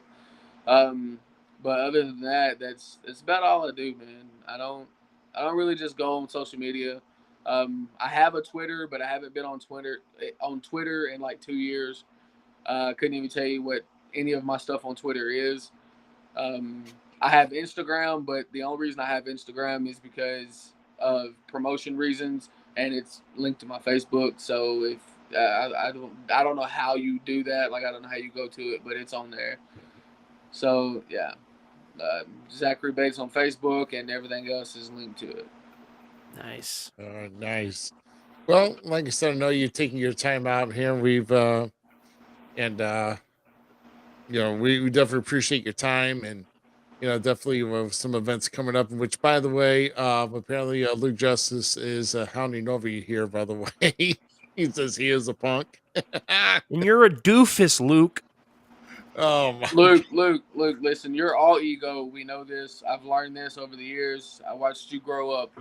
You're all ego. There's no work involved. You're a pushover. Remember that. Dang! Wow! Coming right out the gate. Come out the gate shooting, man.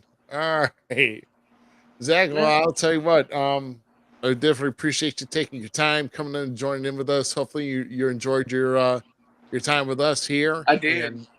And definitely tell your friends and tell everybody else around here, man, that best podcast around here, especially around the Midwest and floating into the South Central here, is with us right here on Falls Count everywhere. So, I really enjoyed it, man. It's been like no other podcast I've been on, and I enjoyed the laughs that got me the most. Most podcasts I've been on have been all serious, so the laughs kind of got me and brought me home and made me feel like I was a part of the team. So I appreciate it. Yeah, we're just boys from the back too. yeah, hey, it. Hey, we get down to the nitty gritty, but trust me, we're not gonna just go. We're not gonna paint that serious face, man. Because I'll tell you what, we definitely like to joke around. We like to make people smile and take a chuckle here now too. You can't joke around with us, man. Then I don't know. I don't know. I don't know what to do. If I can't joke with you. So hey, especially getting the leprechaun story, man. That was the best. So.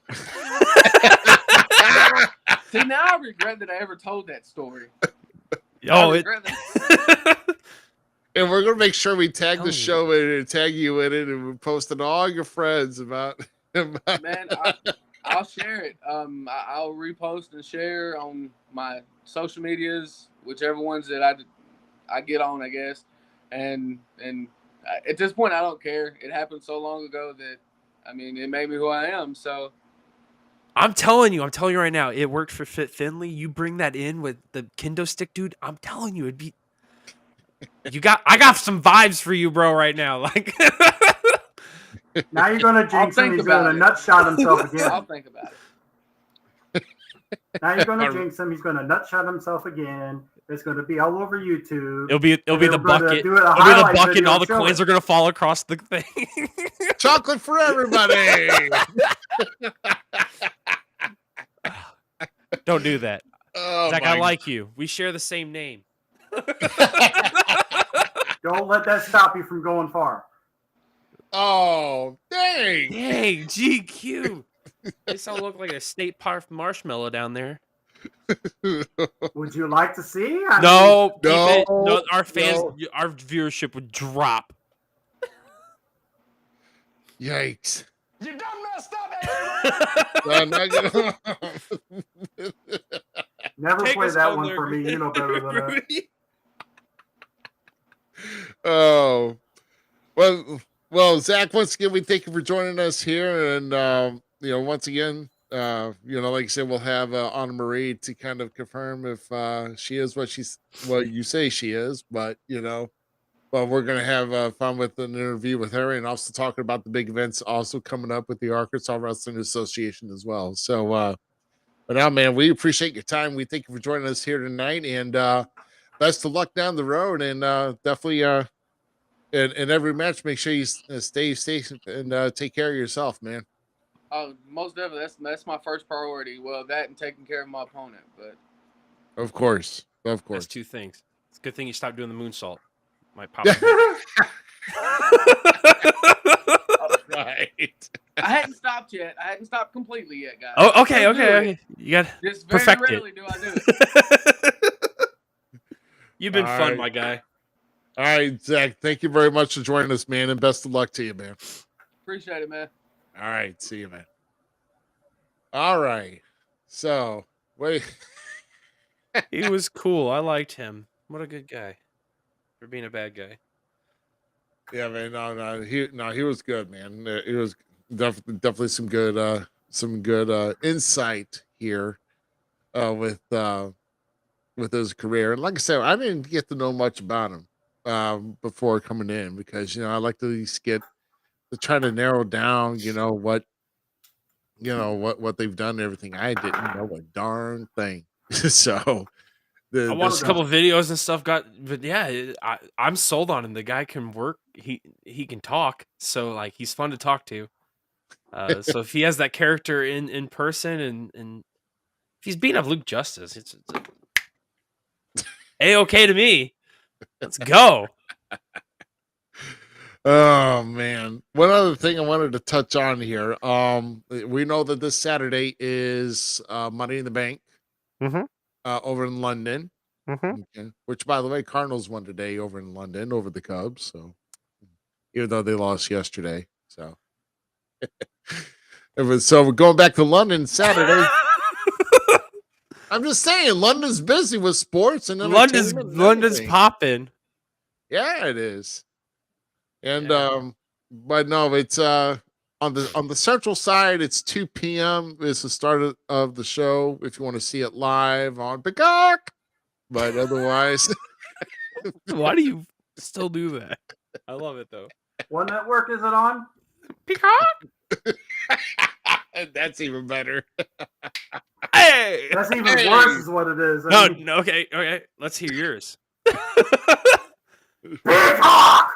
Why'd you sound like the angry lunch lady? He's angry about it. I didn't want to do the maniac voice. Trust me. God. Imagine a killer peacock. Anyway, Brian Blair's new gimmick? oh no. Ooh.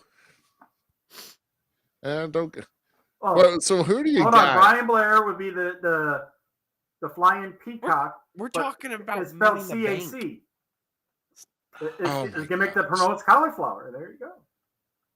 Oh Lord. That's why you Hope never people are punched. you never pronounce the acronym for Cauliflower Alley Club, okay?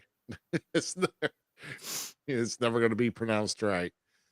So, what are you looking forward to Money in the Bank wise this coming Saturday?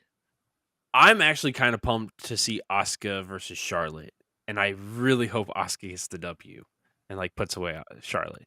I think it'd be a fun way because I like the whole dynamic right now with like Bianca and her and like how Charlotte jumped the line and like they gave out one of the best promos in a while of the female roster. Like Bianca Belair, I cannot wait for the hopeful day she turns and goes heel.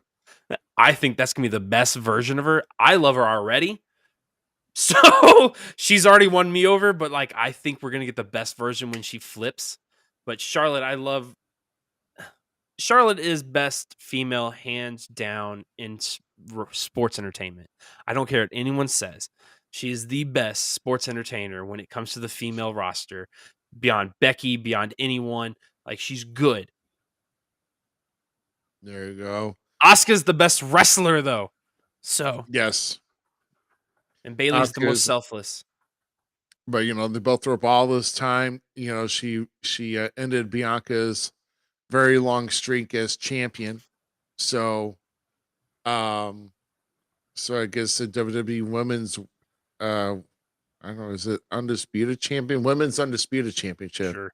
I almost want to say SmackDown and Raw because they keep changing things. I just think we're gonna get like Hold on, which big W is it? what? Oh, It's the big W, not the small W. The small W Okay. Rhea has. So that's the women's world title. the world title, yeah, Asuka has the women's the undisputed. undisputed title. Yeah. They brought. Yeah. So Man, if that, they would have brought back like an older style, like a newer style of the undisputed title, the old school one, would have been sick. That old school title is underrated. that's what I'm one- saying. Yeah, This is why I keep harping every time. If I had $1, every time I harp on this, y'all will not have jobs. Because every time I talk mean, about they'd still the probably damn put W's. they'd put a big W in the middle, but I'm just saying, like the silhouette, like they did the world title silhouette, they should have done the undisputed title silhouette, Yeah. and not the big W. Like not just that, like they could have still had the big W, whatever. So which participant in the men's Money in the Bank do you want to see win, and which one do you think is going to win? I want Logan Paul 100%. No questions asked. I want Logan Paul 100%. I wanted LA Knight for the longest point, but I am going to go with everybody in the fact that like all the internet fans, right?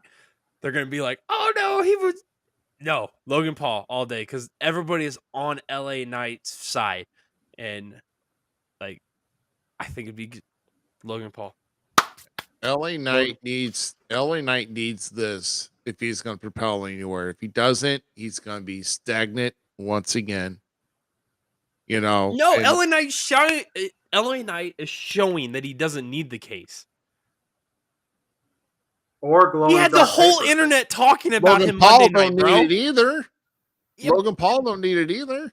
but it's right? a great way to get Logan Paul versus Seth again, or for the first time. I mean, know. I mean, right? I Is this 100%.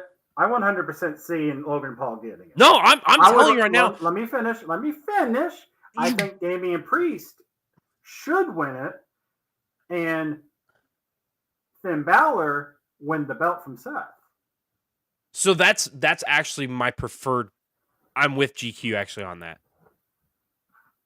Like that's how I would want it to go, to build to the eventual like match between them and Damian Priest going his own way. Or just All right. dissolving the whole group. No, because I love Judgment Day still. I personally like Judgment Day still. They haven't been built enough, and I think it'll be better if they just went the other way on it, honestly. No. Yeah. I mean, you still keep Rhea and Dominic And Dom, together. yeah. Yeah. And that they're hot as hell together. They're amazing together. And Actually, okay, Rhea's maybe hot without him. I mean, maybe but you're still. right. But I have a feeling Finn's gonna be the reason Damian has no chance in that, though, too. Like maybe because they're showing the tension between them two, and if Finn's brought the demon back out once, maybe it takes control finally. Who knows? Yeah, What I about don't- the women's money ladder match? Who's all? Hold on, I got to look this one up because I don't remember. yeah, I had to look it up too because we had something else we were talking about, and whoops, okay, we went this way. So Who is it? You already Zelina know it? Vega versus Becky Lynch versus Zoe Stark versus Bailey versus Io Sky versus Trish Stratus. Now again, who would you like to see win, and who are they actually going to give it to? You think? Hold on, I gotta. You guys. Well, I'll tell you what. I don't know. I gotta find out myself here too. Yeah, I gotta look. I gotta. I would say why not let EO take that? I'm in favor for EO to take it. I don't think Zelina's going to take it. I think Zoe Stark has been in not that long. Bailey's been there, done that, been champion. Becky the same thing. She was Has Bailey won? Did Bailey win the Money in the Bank? I don't know, but why would she need it now? If you're gonna Hold on, here's the thing. hold on, because this like nobody really needs this in this match. Like Zoe's not there yet, although I would totally be cool with Zoe winning. Okay, Zoe's one of my faves. Zelina, I'm sorry, babe, you're not up to that level yet. Like I did enjoy her and Rhea's match, so that was good. Trish and Becky are going to ruin each other. What if Bailey wins it? But there's this whole thing going around on the internet right now that like she's the most selfless of the four horsemen. Like she's the one that's been trying to help other people get up there and help and build everybody else up. But like certain women, cough, Sasha, quit and left, and then there's how people view Charlotte, people view Becky, blah blah blah. What if like they play that into her character and how there's the tension within the Damage Control, but she wins the case, but then gives it to EO to cash in. To like save face in the Damage Control and like bring the group back together and make them the powerhouse female faction that they are currently looking like in WWE. It almost seemed that if Bailey gets it, she's going to push EO off at the end, right before she gets it. It's coming down to those two. That's who I think are going to be the one that if you look at it, that's the two picks I have. Is as much as I'd love Zoe to take it, I think it's gonna be EO. I can see them being on the top of the ladder and saying, "No, I'm taking it. No, I'm taking it," and they both get pushed off. I personally want to see Zelina get it because they're already trying to push the LWO a little bit, and it should be a lot better than it was over in WCW. First off, and if it's to honor Eddie and everything, they're trying to capitalize on that since AEW is capitalizing on their own Hart stuff. But I don't see that. I see Trish being given it.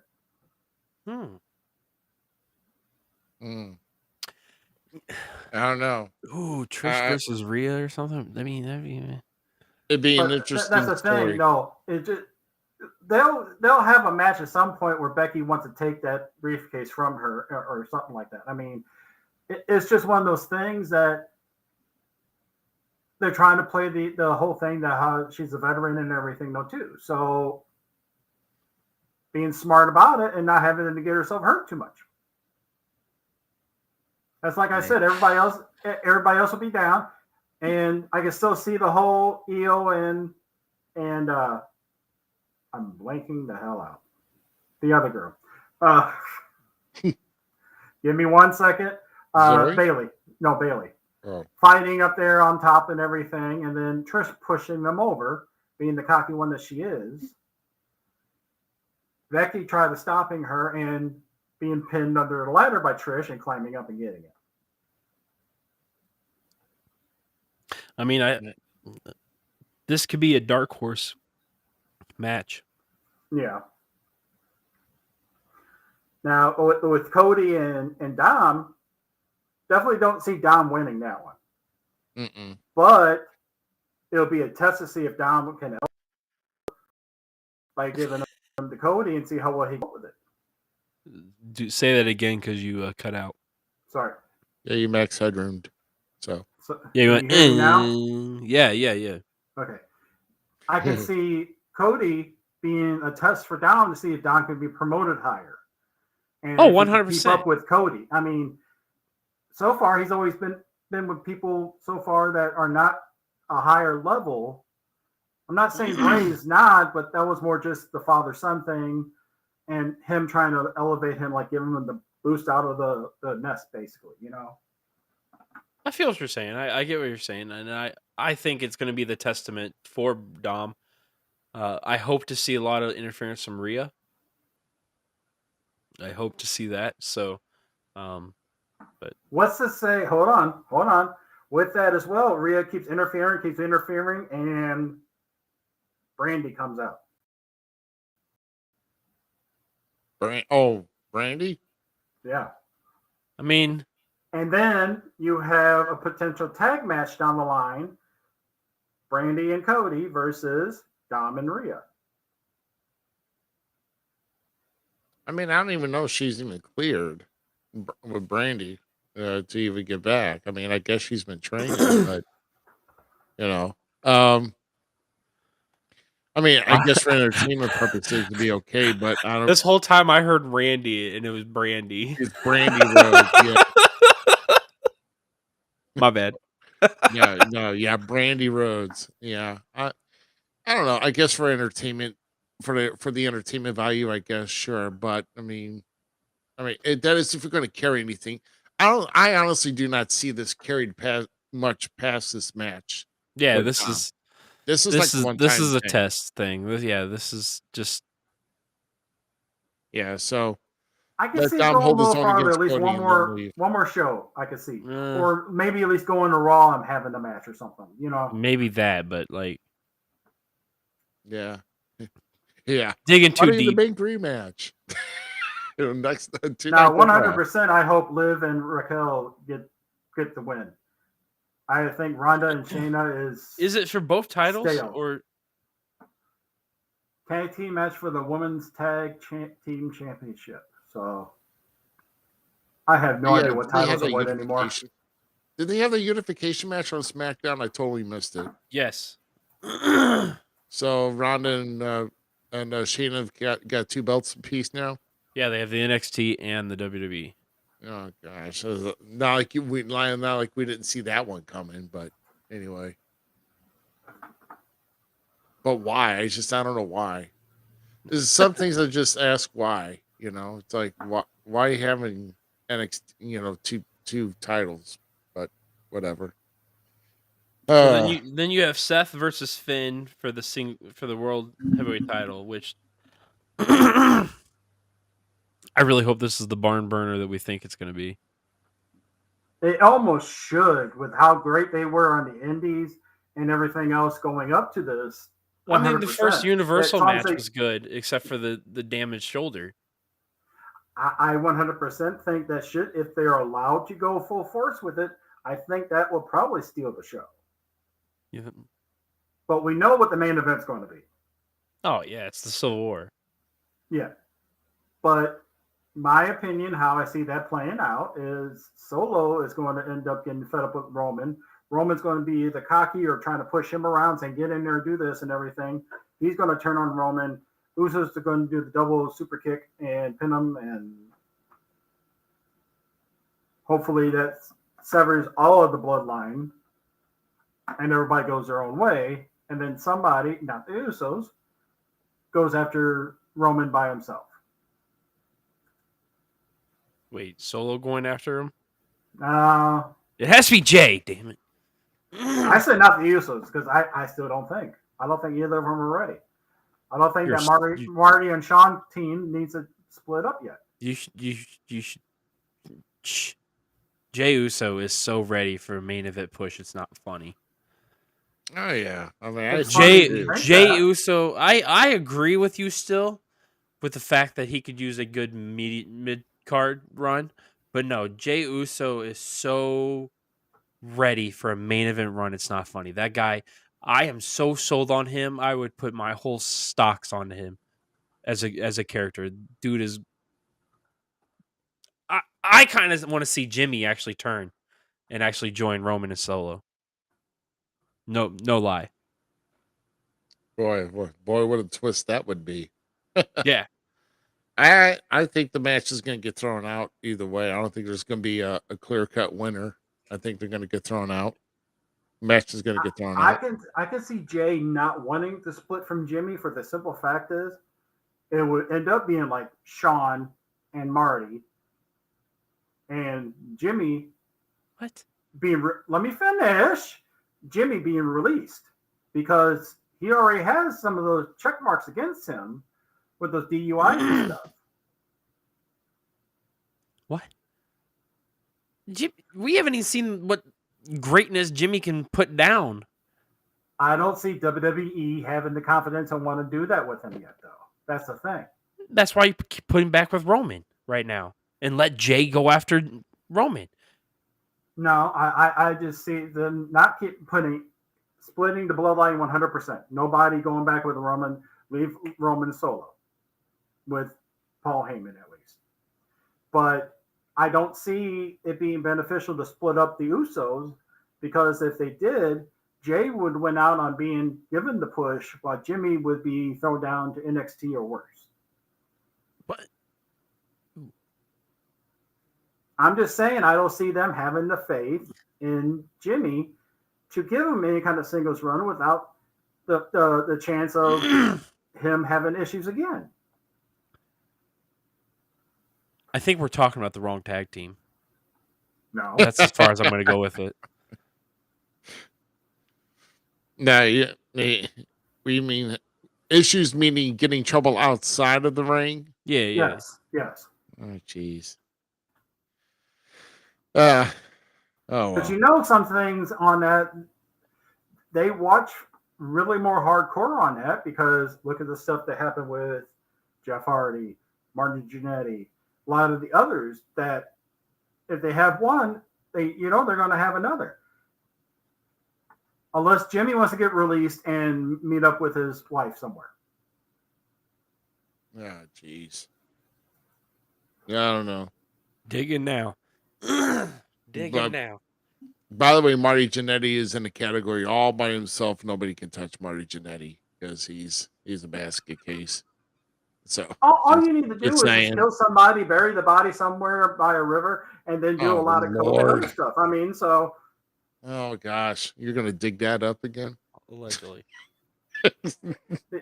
I'm not promoting this podcast until after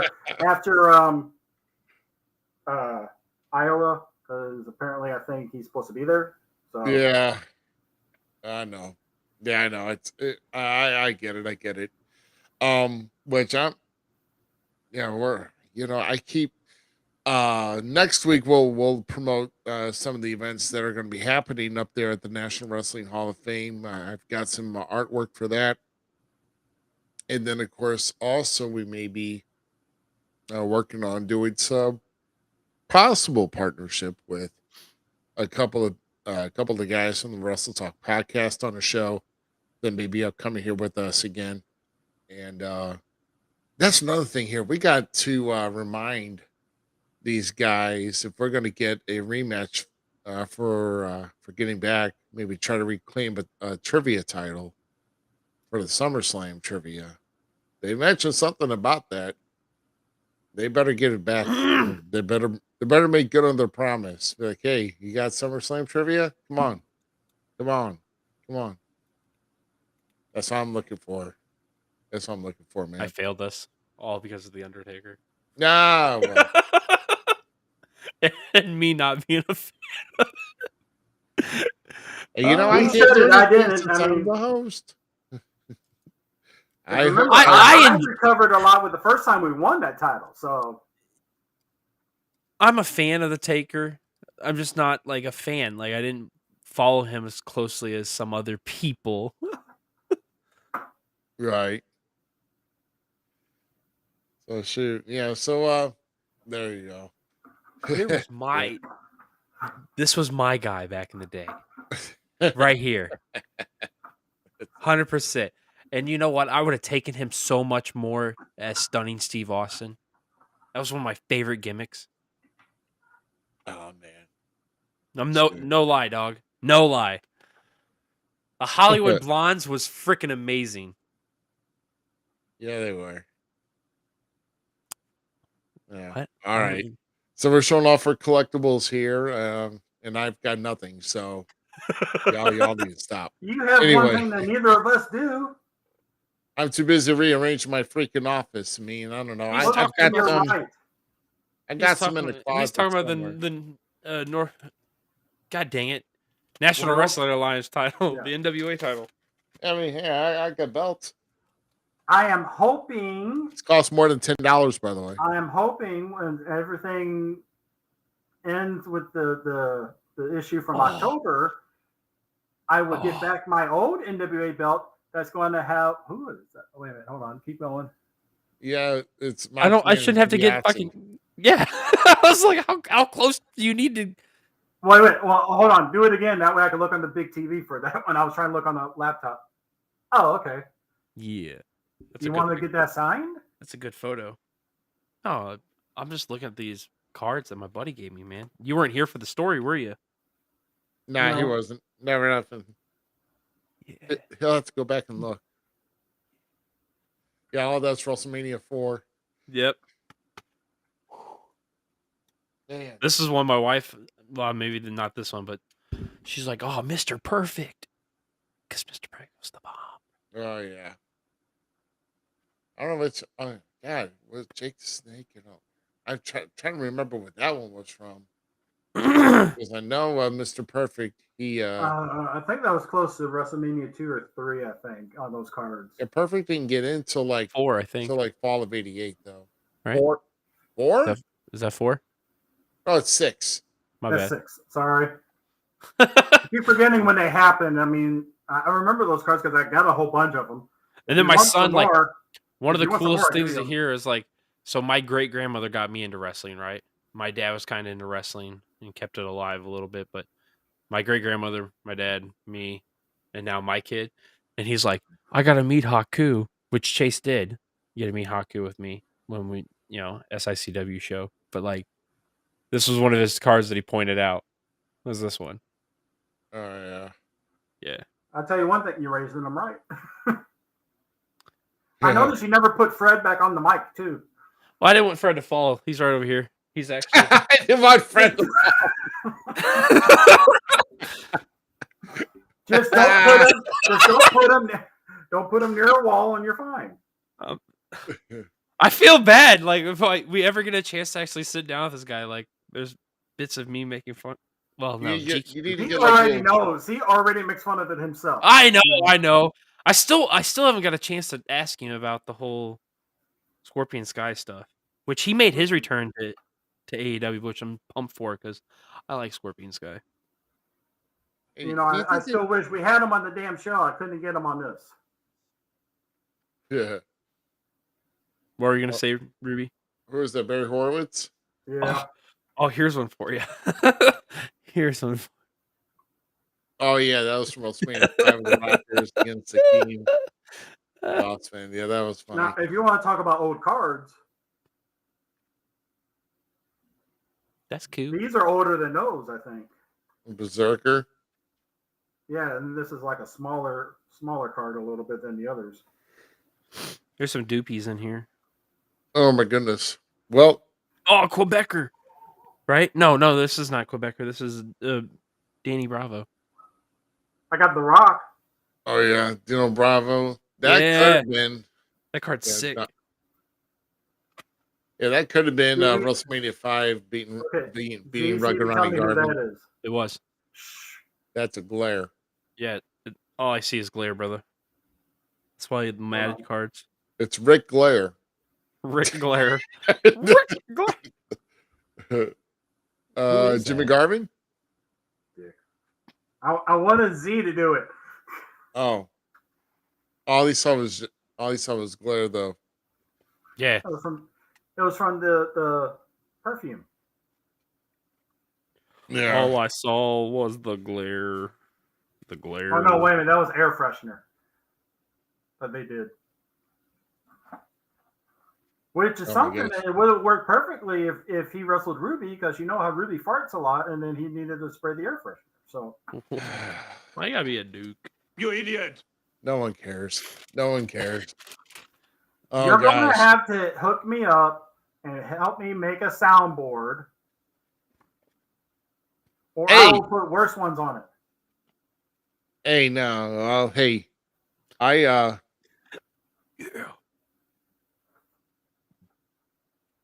All right, so, oh, yeah, there he is. There's Tugboat. There we go. There's our dude, Fred. There you go.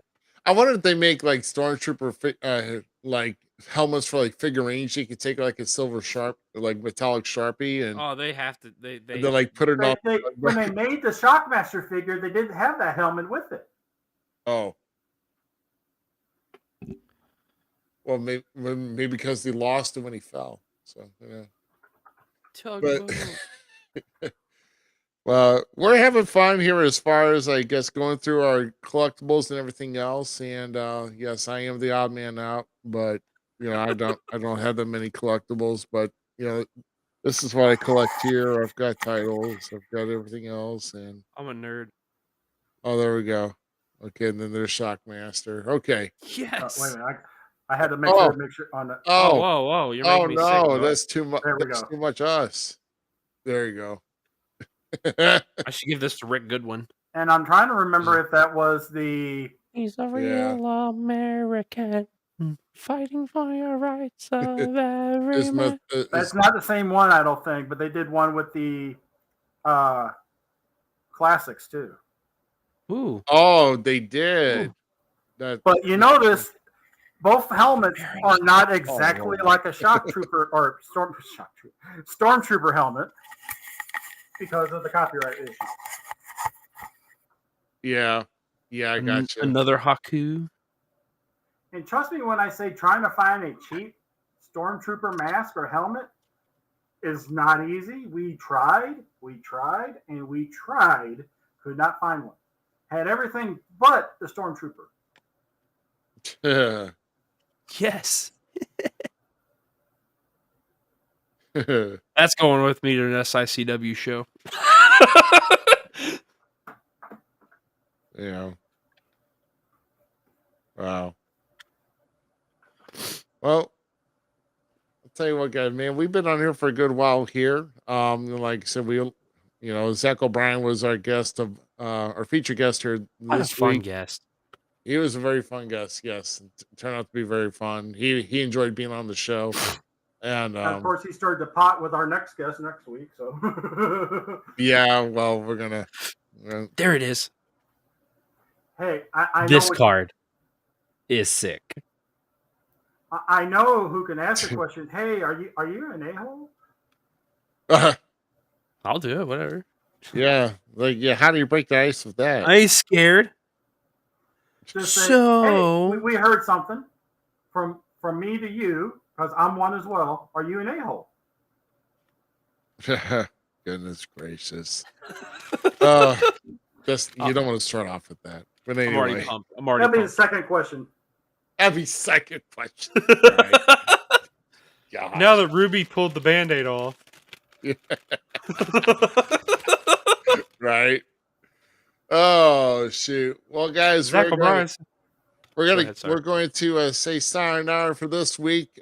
We do thank you for watching episode number 106 of the Falls Count Everywhere podcast for GQ and the Gem City Mouse and Miz. I am Rough Cut Rick Ruby. We will be back on here next week, same time, same channels. Make sure you're here for episode number 107. Have a good week coming up, and hey, get those fireworks bought to get ready for 4th of July. We'll see you next week, guys. Have a good rest of your night. Thanks again for tuning in to tonight's episode of the Falls Count Everywhere podcast. Don't forget our friends at the following: Outside the Ring STL, the Searcher and Hide podcast, and We Talk Wrestling. The Falls Count Everywhere podcast is an LTX Enterprises production.